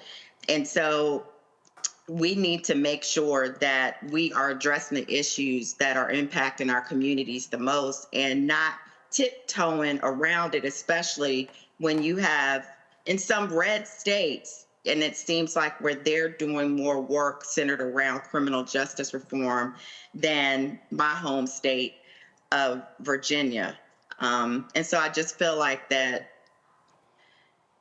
so much more needs to be done. And I have the experience of being incarcerated, but I also have the experience of being a voting member on a Virginia parole board. And, you know, again, what frustrates me most during our political seasons is the fear mongering that happens all across this country of people coming out of prison. We incarcerate people more than any other country in the world. And we also, in this voting season where they want everybody to come out and vote on both parties, but yet we have over 4 million people in this country who have felony convictions that can't even vote because their right hasn't been restored to vote, and their voter suppression laws. And again, I know I can go on, and I only have limited time, but you know, in Virginia, we had a governor that made changes with regard to that, but then another governor came into office and reversed, you know, all of that. And so, again, we don't want to create a culture in our country because parents can't vote, where the kids see that their parents can't vote, so why do they want to vote? Question from the panel. Rebecca, you first. If the United States eliminated for-profit prisons, do you think we will finally have prison reform in this country? I mean, obviously, that's a big topic as far as the for-profit industry. I mean, we know the prison industrial complex is capitalistic in nature, but I do think that there are a whole lot of other factors that need to be taken into consideration as well, with regard to the Black codes. We know the origination of some of these policies that have targeted Black and brown people with regard to the war on drugs. I mean, that initiated from University of Maryland basketball player Lynn Bias, who OD'd on the basketball court, and congressional members wanted to do something swift right away without doing any type of researched of how the impact of crack versus powder cocaine sentencing would have on our Black and brown communities. And that was before we had the prison boom. I think that there's a lot of things that need to be looked at in our criminal justice system as with regard to race. And, you know, for me, my crime wasn't that I was criminally minded. My crime was that I chose the wrong relationship. And we also live in a country that wants to penalize Black women for certain offenses more than any, because when I was incarcerated, the reason why so many Black women organizations got involved in supporting my release wasn't because they felt sorry for me or my mom and dad, because I was the only child. The fastest growing population at the time in prison were Black women. And so I think those are certain things that we also need to be taken in consideration. But yes, that would be a start, but there's so many other factors that need to be considered and eliminated. Keep in mind, that was the second war on drugs. The first one took place in the 70s, and actually you can actually go back to the 40s. And then you had the one under Nixon. Then that third war on drugs took place after the death of Len Bias. And so we've actually had this for a very long time. But also, we also have to factor in that in this country, everything comes down to money, and prisons is seen as economic generators in many of these rural communities as well. Robert? Not only that, I just wanted to comment, the economic generator with the building of the prison and creating jobs, but even from the standpoint of, you know, me being locked down in a prison and being counted in the U.S. Census, and where we have a lot of these prisons that are in rural communities, and they are taking money that would go to where, you know, other people would originally be living and where their families are. And instead, because we're being counted in these rural prisons, the money's going to this, this rural area. So yes, there is definitely economic consequences to it all. Robert? You know, today's December 4th. One is my father-in-law's birthday. Happy birthday, Calvin. Also, 30 days ago was the day before the election, and the party was saying the Black folks are the backbone of the Democratic Party. They were spending hundreds of millions of dollars to get Black folks motivated to turn out. They were bringing in Beyonce, Meg Thee Stallion, Glorilla, etc. 30 days later, we are begging and scraping, trying to get pardons and clemency. So what can be done to make sure we hold these individuals accountable on the front end, so that instead of them coming through a month and less than a month before the next president is inaugurated, begging that you have these things done, to ensure that they understand that these things are going to be necessary before the election if you want to secure our votes? Because I've had this suggestion since the summer that Joe Biden should pass a law called Hunter's Law, Hunter's Act, the Executive Act, whatever it may be, and just say, look, if Hunter gets off, everybody who did what Hunter did is cool. So if you're in drug for jails, or if you're in jail for drugs, you go home. You're in jail for sex working, you go home.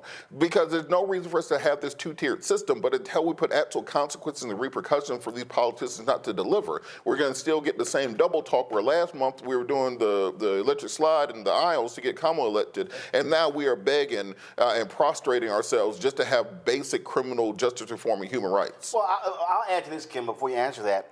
I think part of the thing also is nobody says that you have to only do clemencies in December.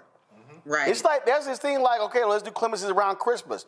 The president can actually do pardons and clemencies anytime.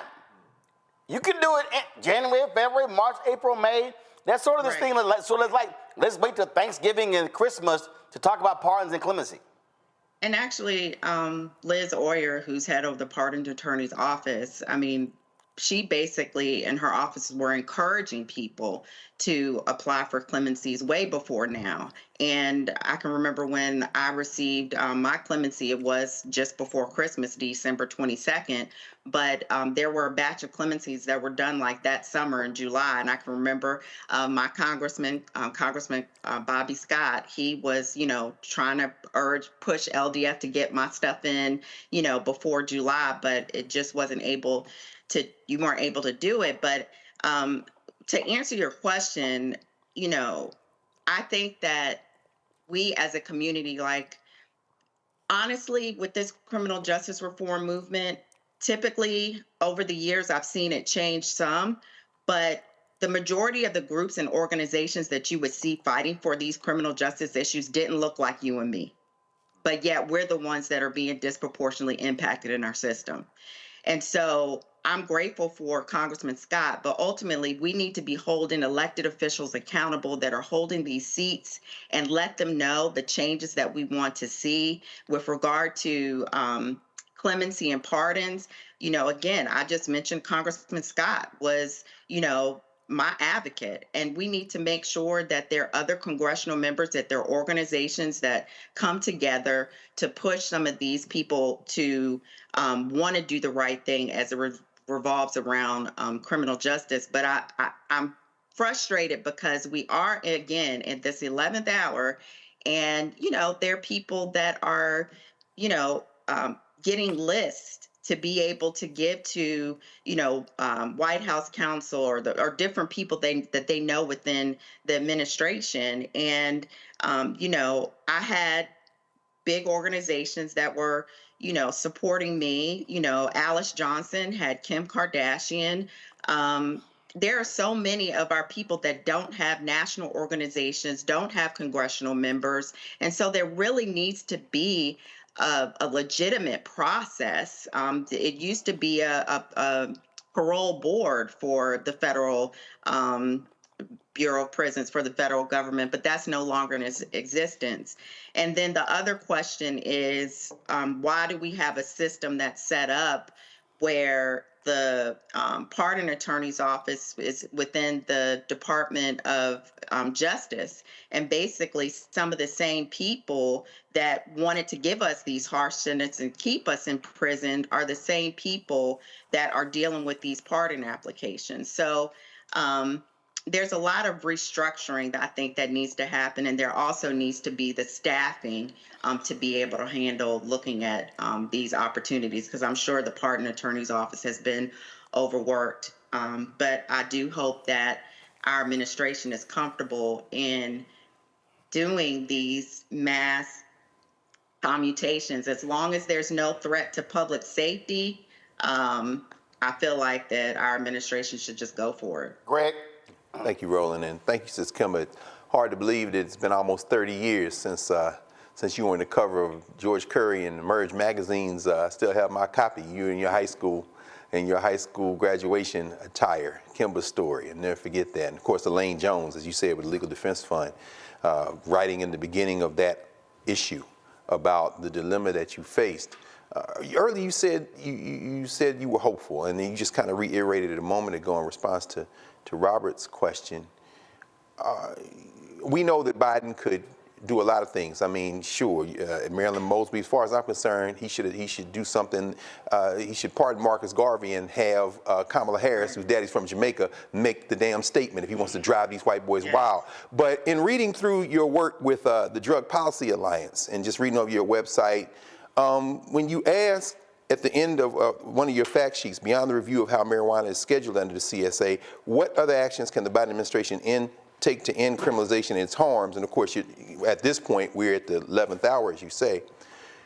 Why did you say you were hopeful? Some people are maybe, and I'm one of the people who am hopeful that perhaps this Hunter Biden announcement, and I like the way you framed that, Robert, maybe that is the thing that will draw all the attention, and then maybe what is lined up is this kind of wave of pardons. Are you hearing anything? Is this hope coming from just years of experience and maybe hopeful, or are you just saying this is a shot in the dark? I mean, why did you say you were hopeful? I said that I'm hopeful because I was incarcerated when Clinton was about to go out of office. And I can remember the anxiety that I had. And I have been advocating for my friend Michelle West ever since I stepped foot on the ground coming out of prison. And so I can't sit here and lose hope and think that this administration isn't going to do the right thing. And I don't know that if they're going to commute Michelle West's sentence, but sitting and thinking about what my parents went through. I'm not going to sit here and say that I don't think they're going to do anything. I don't have that luxury. Yes, ma'am. And so there's some people that, do their reporting. So I'm just going to believe in the power of God and that he is able, and that there's some families this holiday that are going to be able to have their loved one home. Yes, ma'am. Thank you. Well, we are going to keep following this, and then we'll see certainly what happens. There's a lot more work that needs to be done. When the president gets back from Angola, he can actually do a hell of a lot more. So, sorry about that. Again, I said we're going to keep focusing on this. When the president gets back from Angola, he needs to get busy. There's a lot more work that needs to be done, and you don't have to wait until the last second.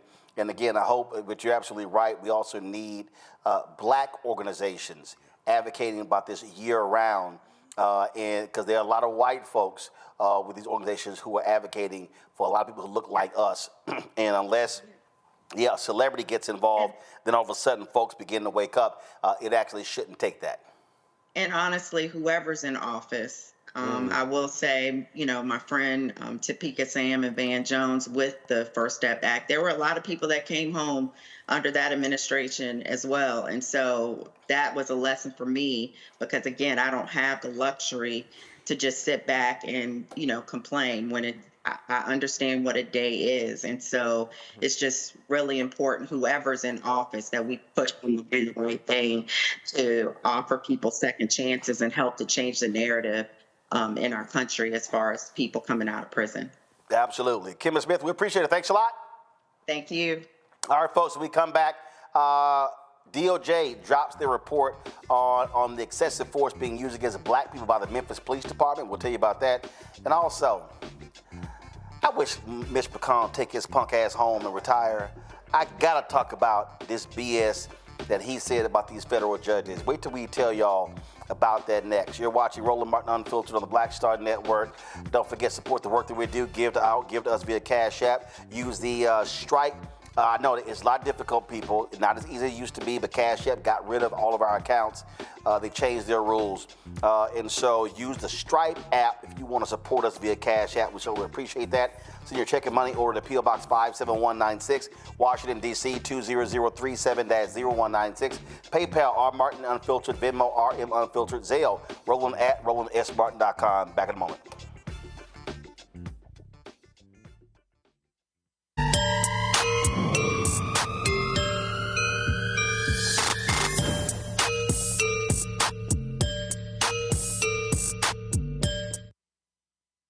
Hi, I'm Isaac Hayes III, founder and CEO of Fanbase.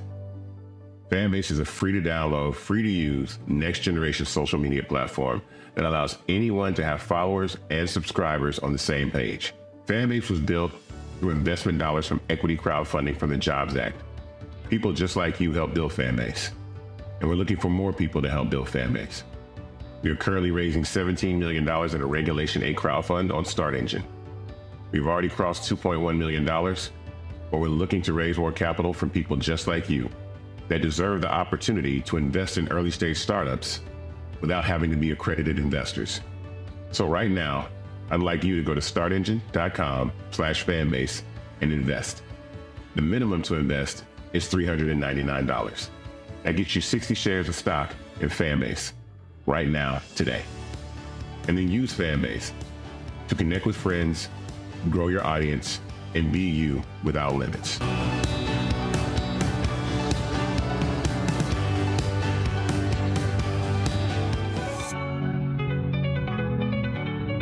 Now streaming on the Black Star Network.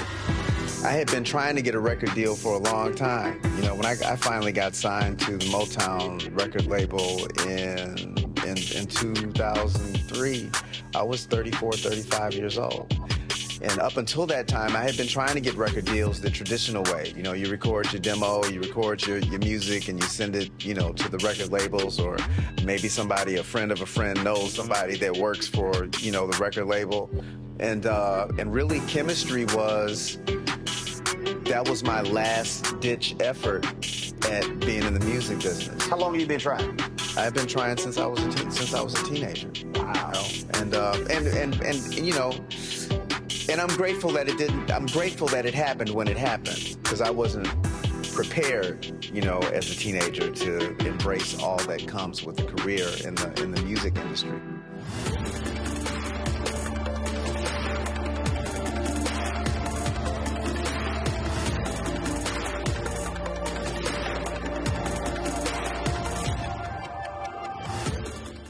Hello, I'm Tim Reed. I actually played an alpha man on TV's Sister Sister and then followed in my son's footsteps and became one. So happy Founders Day to all my frat brothers out there. 06! It's your boy Rob Hardy. Want to give a Founders Day shout out to the Ice Core brothers at Alpha Phi Alpha Fraternity Incorporated. Extra special shout out to Roland Martin Unfiltered on the Black Star Network. All day. Hello, I'm Congressman Gregory Meeks, and I'm here to wish all of the brothers of the mighty Alpha Phi Alpha Fraternity happy Founders Day 06. You're watching Roland Martin Unfiltered on Black Star Network.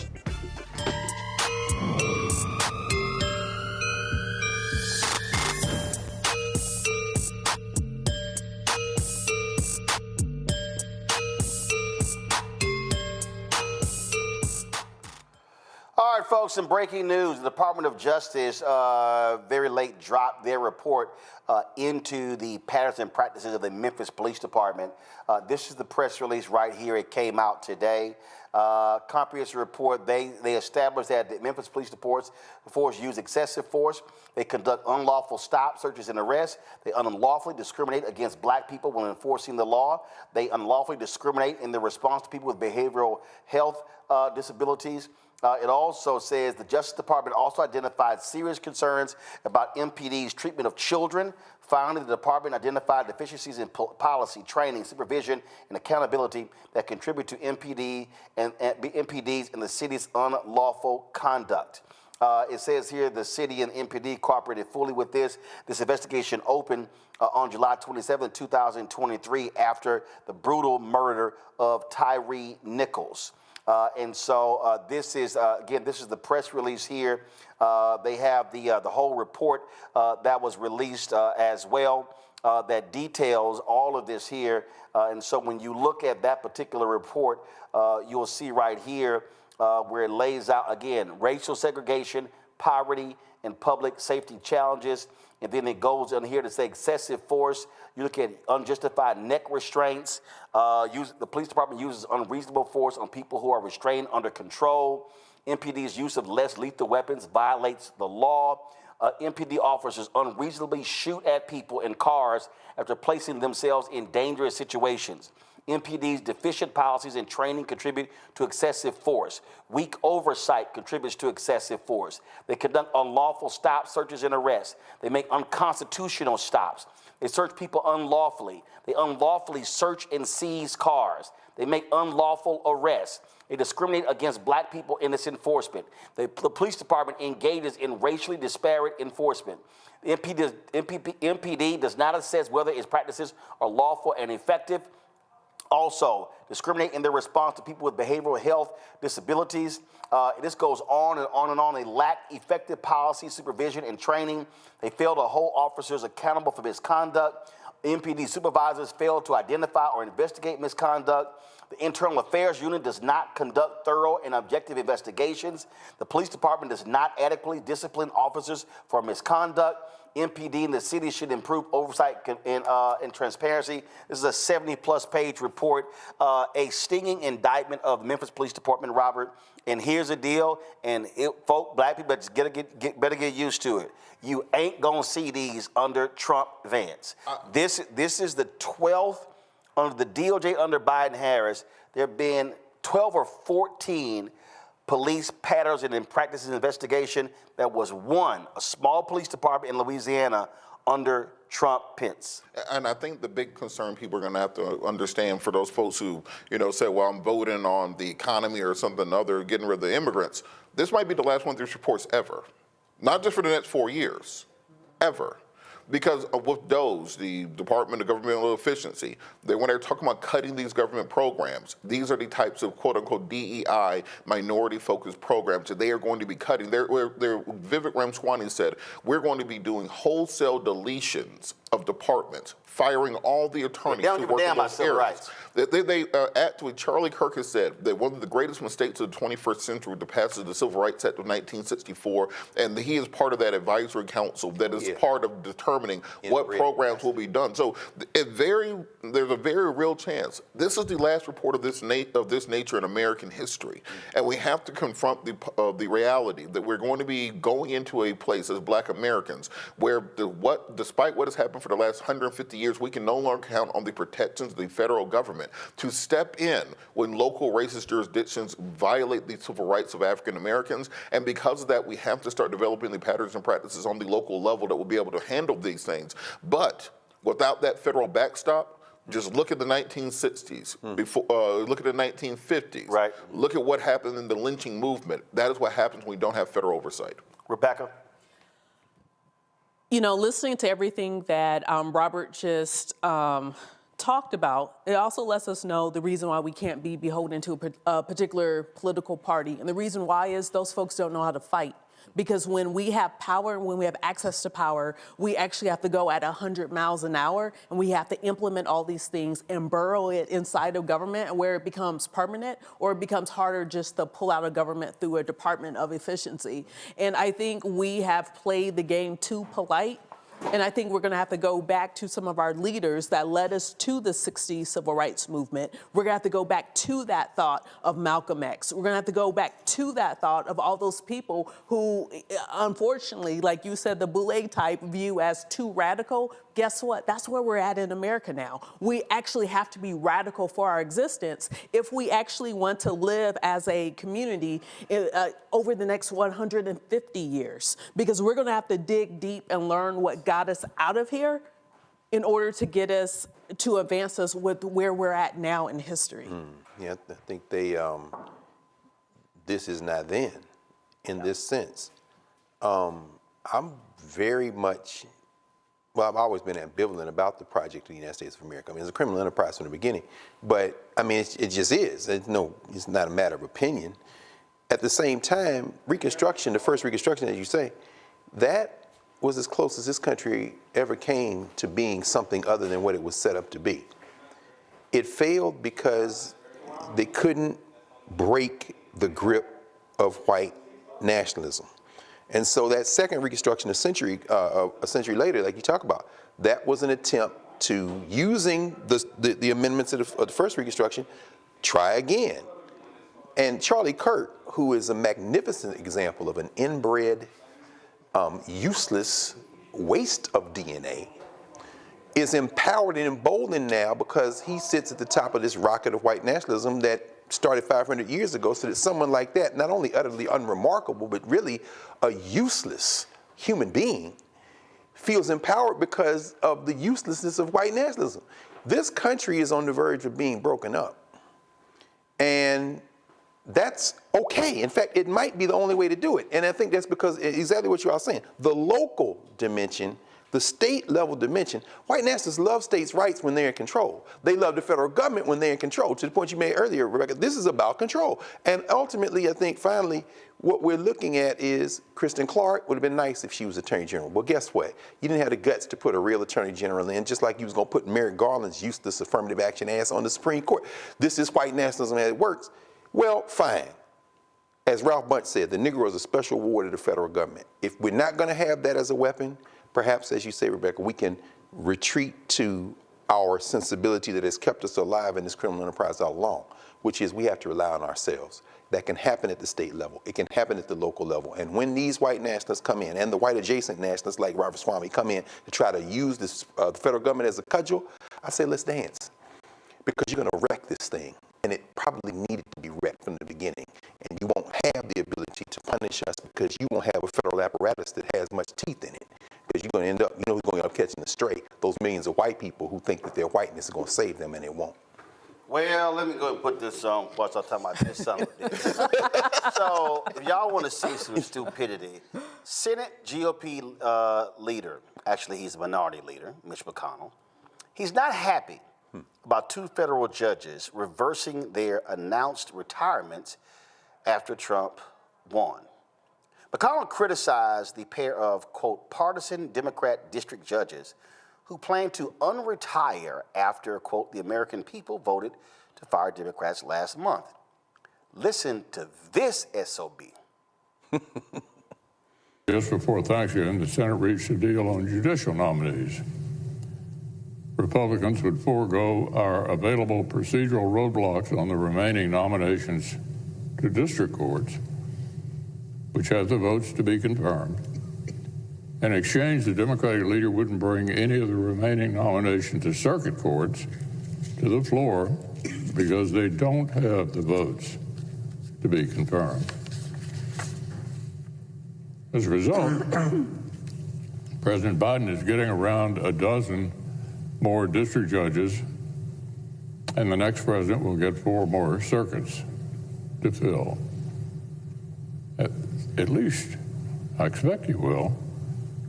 We've already seen 2 partisan Democrat district judges, quote, unretire, end quote, after the American people voted to fire Democrats last month. This is noteworthy.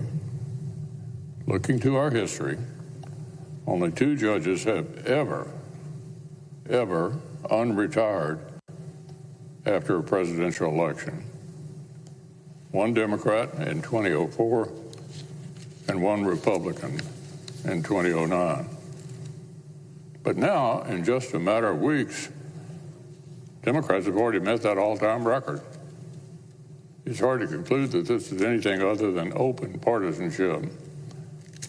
They roll the dice that a Democrat could replace them, and now he won't.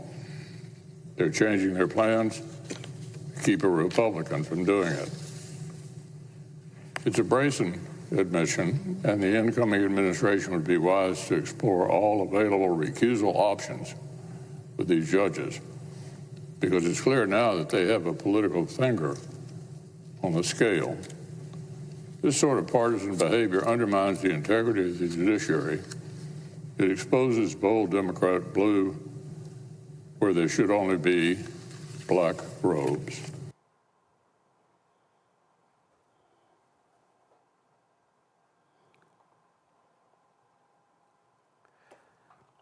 Of all sons of bitches,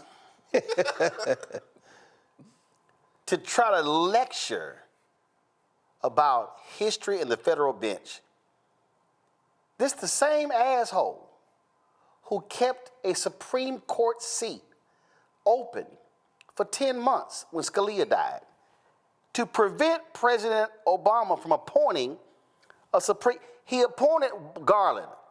I despised it. I thought it was stupid. I said he should have appointed a black woman. No question. But he chose not to.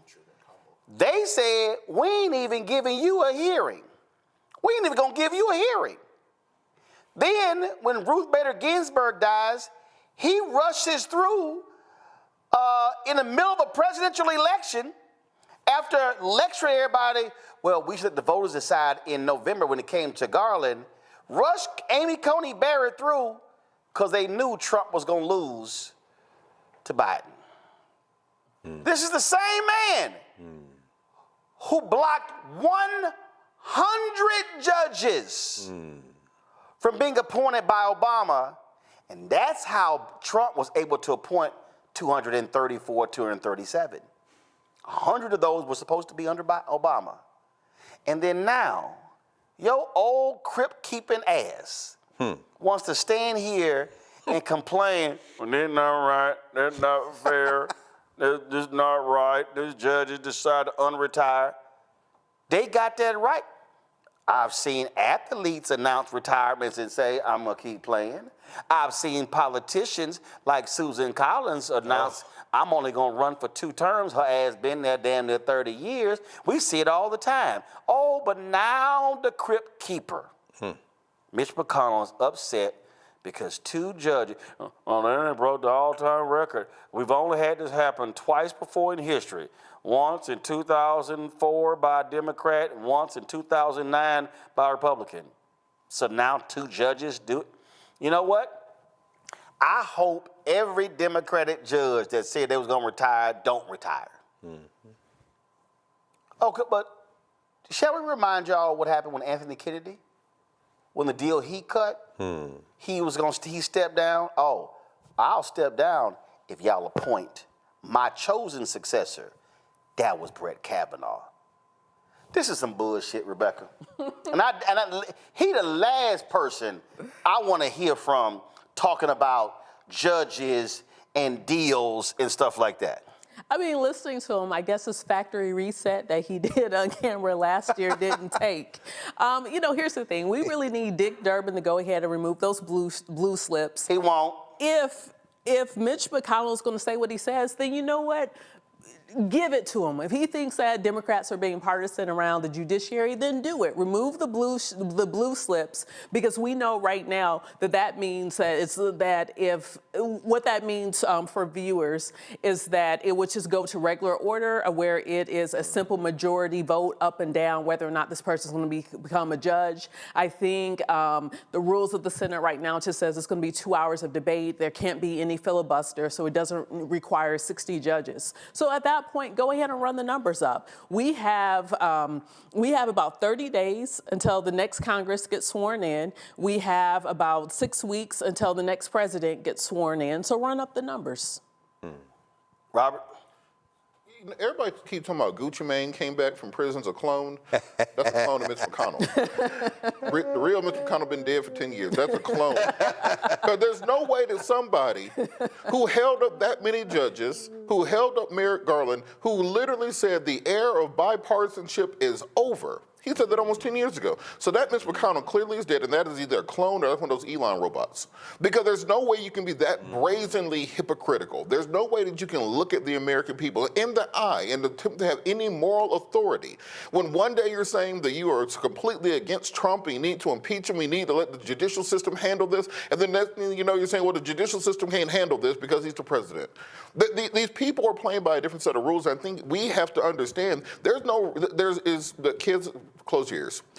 There's no benefit to doing the right thing. Sometimes you just got to play bully ball. Brother. Sometimes you just got to get in there like a power forward in the 90s. None of this Steph Curry shooting threes. We're talking about Ewing. We're talking about Larry Johnson. You got to throw. Putting your butt on that ass and backing them down. Yeah, we can't be these prissy three-point shooters no more, just trying to draw contact and get fouled. We got to get in the paint. Because you got these people who are throwing around alternative facts, and they are making them stick because they own the algorithm. And we're still sitting here like, well, that's just hypocritical. I can't believe the gentleman from Kentucky would say such a thing. And then get your ass kicked.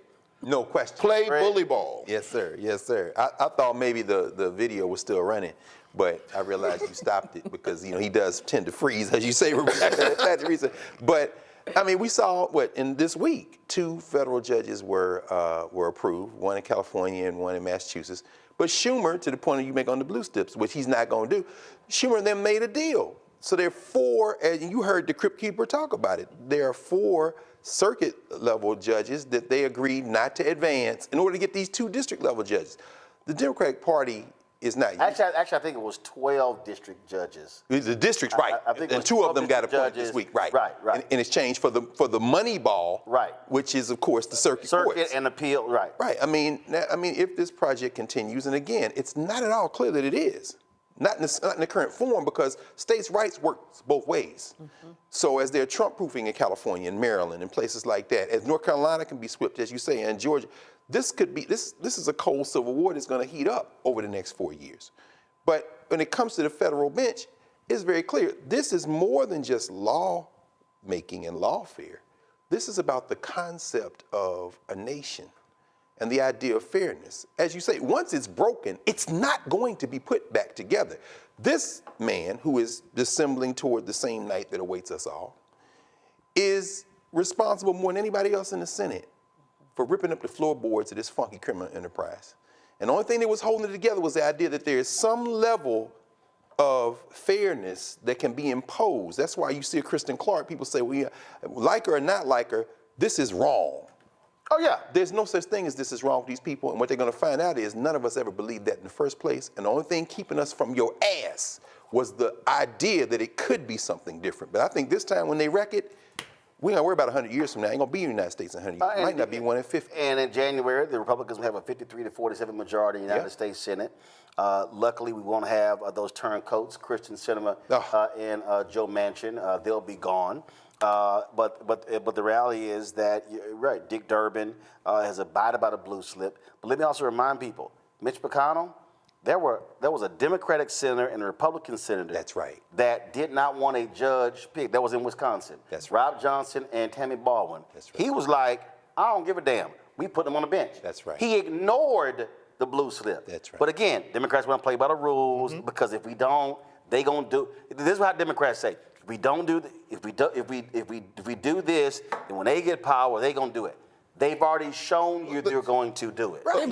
They've already shown you they're going to do it. This is the only way I can describe it. That the Democratic Party seems to be that kid who's in the library, they're reading, they're working hard, they're playing by all the rules. And then you look on Instagram, and your cousin who I thought is over in Dubai on a jet ski. Yikes. I'm talking about twerking. I mean, they're having a good time, having a hot girl summer. So what do you want to do? You want to keep working hard and losing? Or do you want to do what the winning team is doing and actually throw some elbows and win? Well, this moral high ground ain't getting us nowhere. Well, that's why I could not help but laugh when Charlemagne was on The View today, and they were talking about, he felt that, well, Democrats, you're going to be able to have the moral high ground. Why did Biden do this? And I was sitting here like, I'm sorry, we literally have somebody right now who will lie to our face. Right. Donald Trump, literally. Donald Trump, exactly. Right. Exactly. Donald Trump lies too. Donald Trump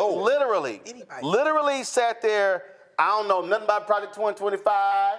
I ain't the point. I don't want to know about it.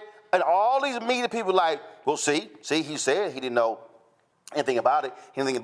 And what did he do? He appointed everybody in Project 2025 to his administration. And it's like, y'all fell for it? So all these folks are mad. Well, they mad at Biden, talking about, well, he shouldn't have said it. He shouldn't have said it. If Biden did not say, I'm not going to pardon Hunter, you know what would have happened? Every day, they would have asked him, you going to pardon Hunter? Hunter, every single day. So everybody, I knew the moment his ass said, ain't pardoned, Hunter's kind of like, Hunter gonna get pardoned. I don't know why we I don't even know why we. It's his kid. Why wouldn't he pardon his son? Right, but it goes to show you. So all these people. Then I think one of Charlemagne's points was like, well, Democrats want to have the moral high ground. Actually, if you look at on most things, they do operate from a higher moral high ground than Republicans do. Well, think about it this way. Right. What's that higher ground? Think about it this way. So that's why I say, damn, when Michelle Obama said they go low, we go high. No. Look, bust their ass lower. Perfect example. Justin Fairfax, career ruined by fake allegations. Al Franken, and now career the person's ruined. running. Yeah, career ruined by a photo that was taken. When that allegation dropped against Justin Fairfax, literally 15 seconds after the story, Democrats were posting, he got to step down. People like Terry McAuliffe and others, I think Tim Kaine and others, he got to resign, You're thinking about Al Franken. Al Franken took a photo. He took a photo. What'd you say? Say it again?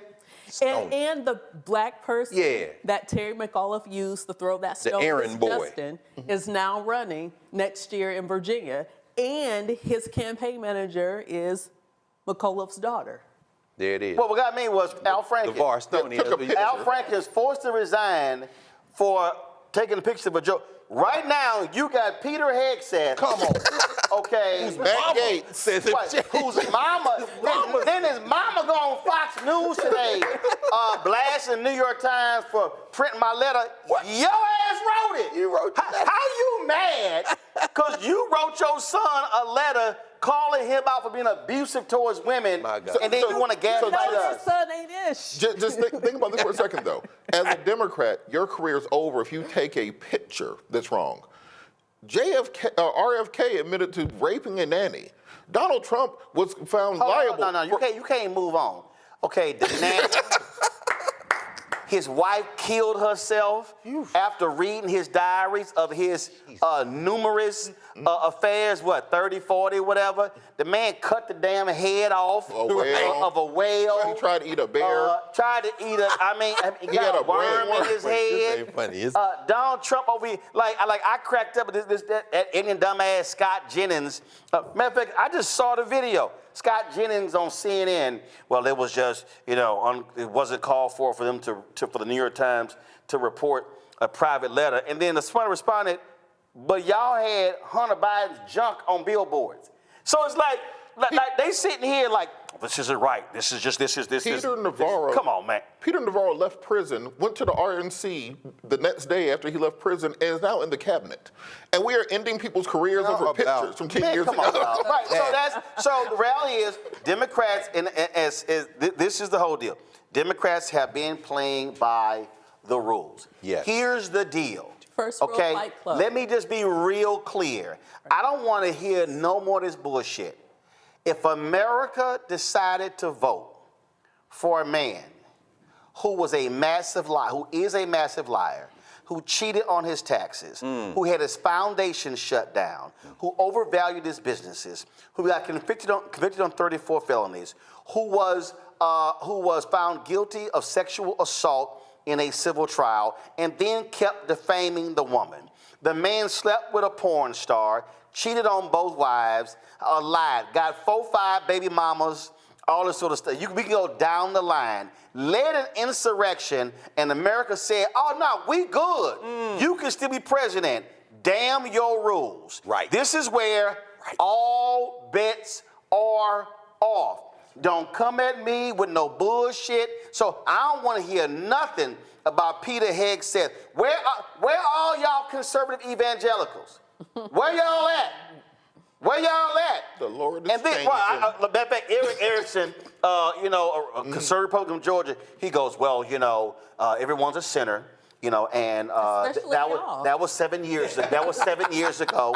He gave his life to God. Things have turned around, or whatever the hell. But now Peg said, promising senators, if I'm confirmed, I'm not gonna have a drink. Say no. That's not how being a drunk works, though. I'm just like say, Robert. I have done a lot. I have done a lot. Not a drunk. Why are you promising not to drink? I've done a lot of DUI cases in my legal career. Over 16 years, I've done DUI trials. Nobody just says, "Hey, I promise I'm not drinking no more," and then the judge just lets you leave. Like, no, that's not. It is a disease. You need medical treatment. So if he's going to come forward and say, "Look, I have a very severe drinking problem that I'm seeking treatment for, and I will do it while being a defense secretary," that's one thing. But it's like, "Hey, look, man, I promise I won't get drunk in front of y'all anymore." It's a level of ridiculousness that can't be quantified. And you also, we're not going to put you in charge of the world's most lethal military. But we know what's going to happen. He's not going to get confirmed. Instead, Trump is going to go state by state. He's going to take all these Republican governors. And now the Democratic Party is going to have to figure out, okay, what do we do when we have all these vacancies of all these Republican governors? What's going to happen? Is the DGA prepared to now fight state by state? Yep. Because different states have different rules on temporary appointees, who gets to ascend into that gubernatorial seat, or whether or not there's a special election. So there is a real opportunity here if you have actual strategy at the DNC and at the DGA. And so far, I'm not seeing any indication that there's going to be strategy, because Trump is going to have to go get governors. Well, I don't want to hear none of these more high ground people run their damn miles because it ain't gonna fly. Jeffrey Toobin is on. Oh yeah, he didn't sit his ass op-ed down. page of the New York Times saying that Biden just disgraced the office by pardoning his son. This is the same Jeffrey Toobin. Y'all lost y'all dick. Really, Jeffrey Toobin? Brother, can you look? Really, Jeffrey Toobin? This is why you have to have Jeffrey Toobin, who was masturbating on a Zoom. Disgracing are you serious? Look, that's why, and God knows I still like the boy wasn't even smart enough to click stop camera. I mean, come on. But I mean, he was waiting the whole time they were talking. Man, I can't wait for this thing to be over. Wait, and he wasn't even smart enough to do this here. Whoa! Boy. Let me show y'all. There's a camera on the iPad. If you do this, They can't see. They can't see. No, but right. So we ain't listen to your ass. Nobody. But this guy had his platform, man. I mean, you can't listen to none of these people. But here's the problem with the whole moral high ground argument. For those who understand tactical war, the high ground is supposed to be the strategic place that you go, and no one's supposed to lose when you're up on the high ground. So all this moral high ground, it's a fake high ground. It's not really a high ground. It is what white supremacy tells us in this country, what polite society should do. And so you should toe the line. You should not ruffle feathers. It's not an actual morality in the moral high ground that we're here. Well, and it's also driven by media. Just like the media will sit here and badger Vice President Kamala Harris about why will she appoint a Republican to her cabinet. But you don't hear. I'm sorry. Have you heard any of them badger Trump about how he needs to appoint? Can't even get jobs. Where's Byron Donald? And I gotta find a clip for y'all. This is the last thing, really, because I'm really about to go. If y'all want to see something that's just so stupid, so David Frum apparently was on MSNBC, and he made a comment. About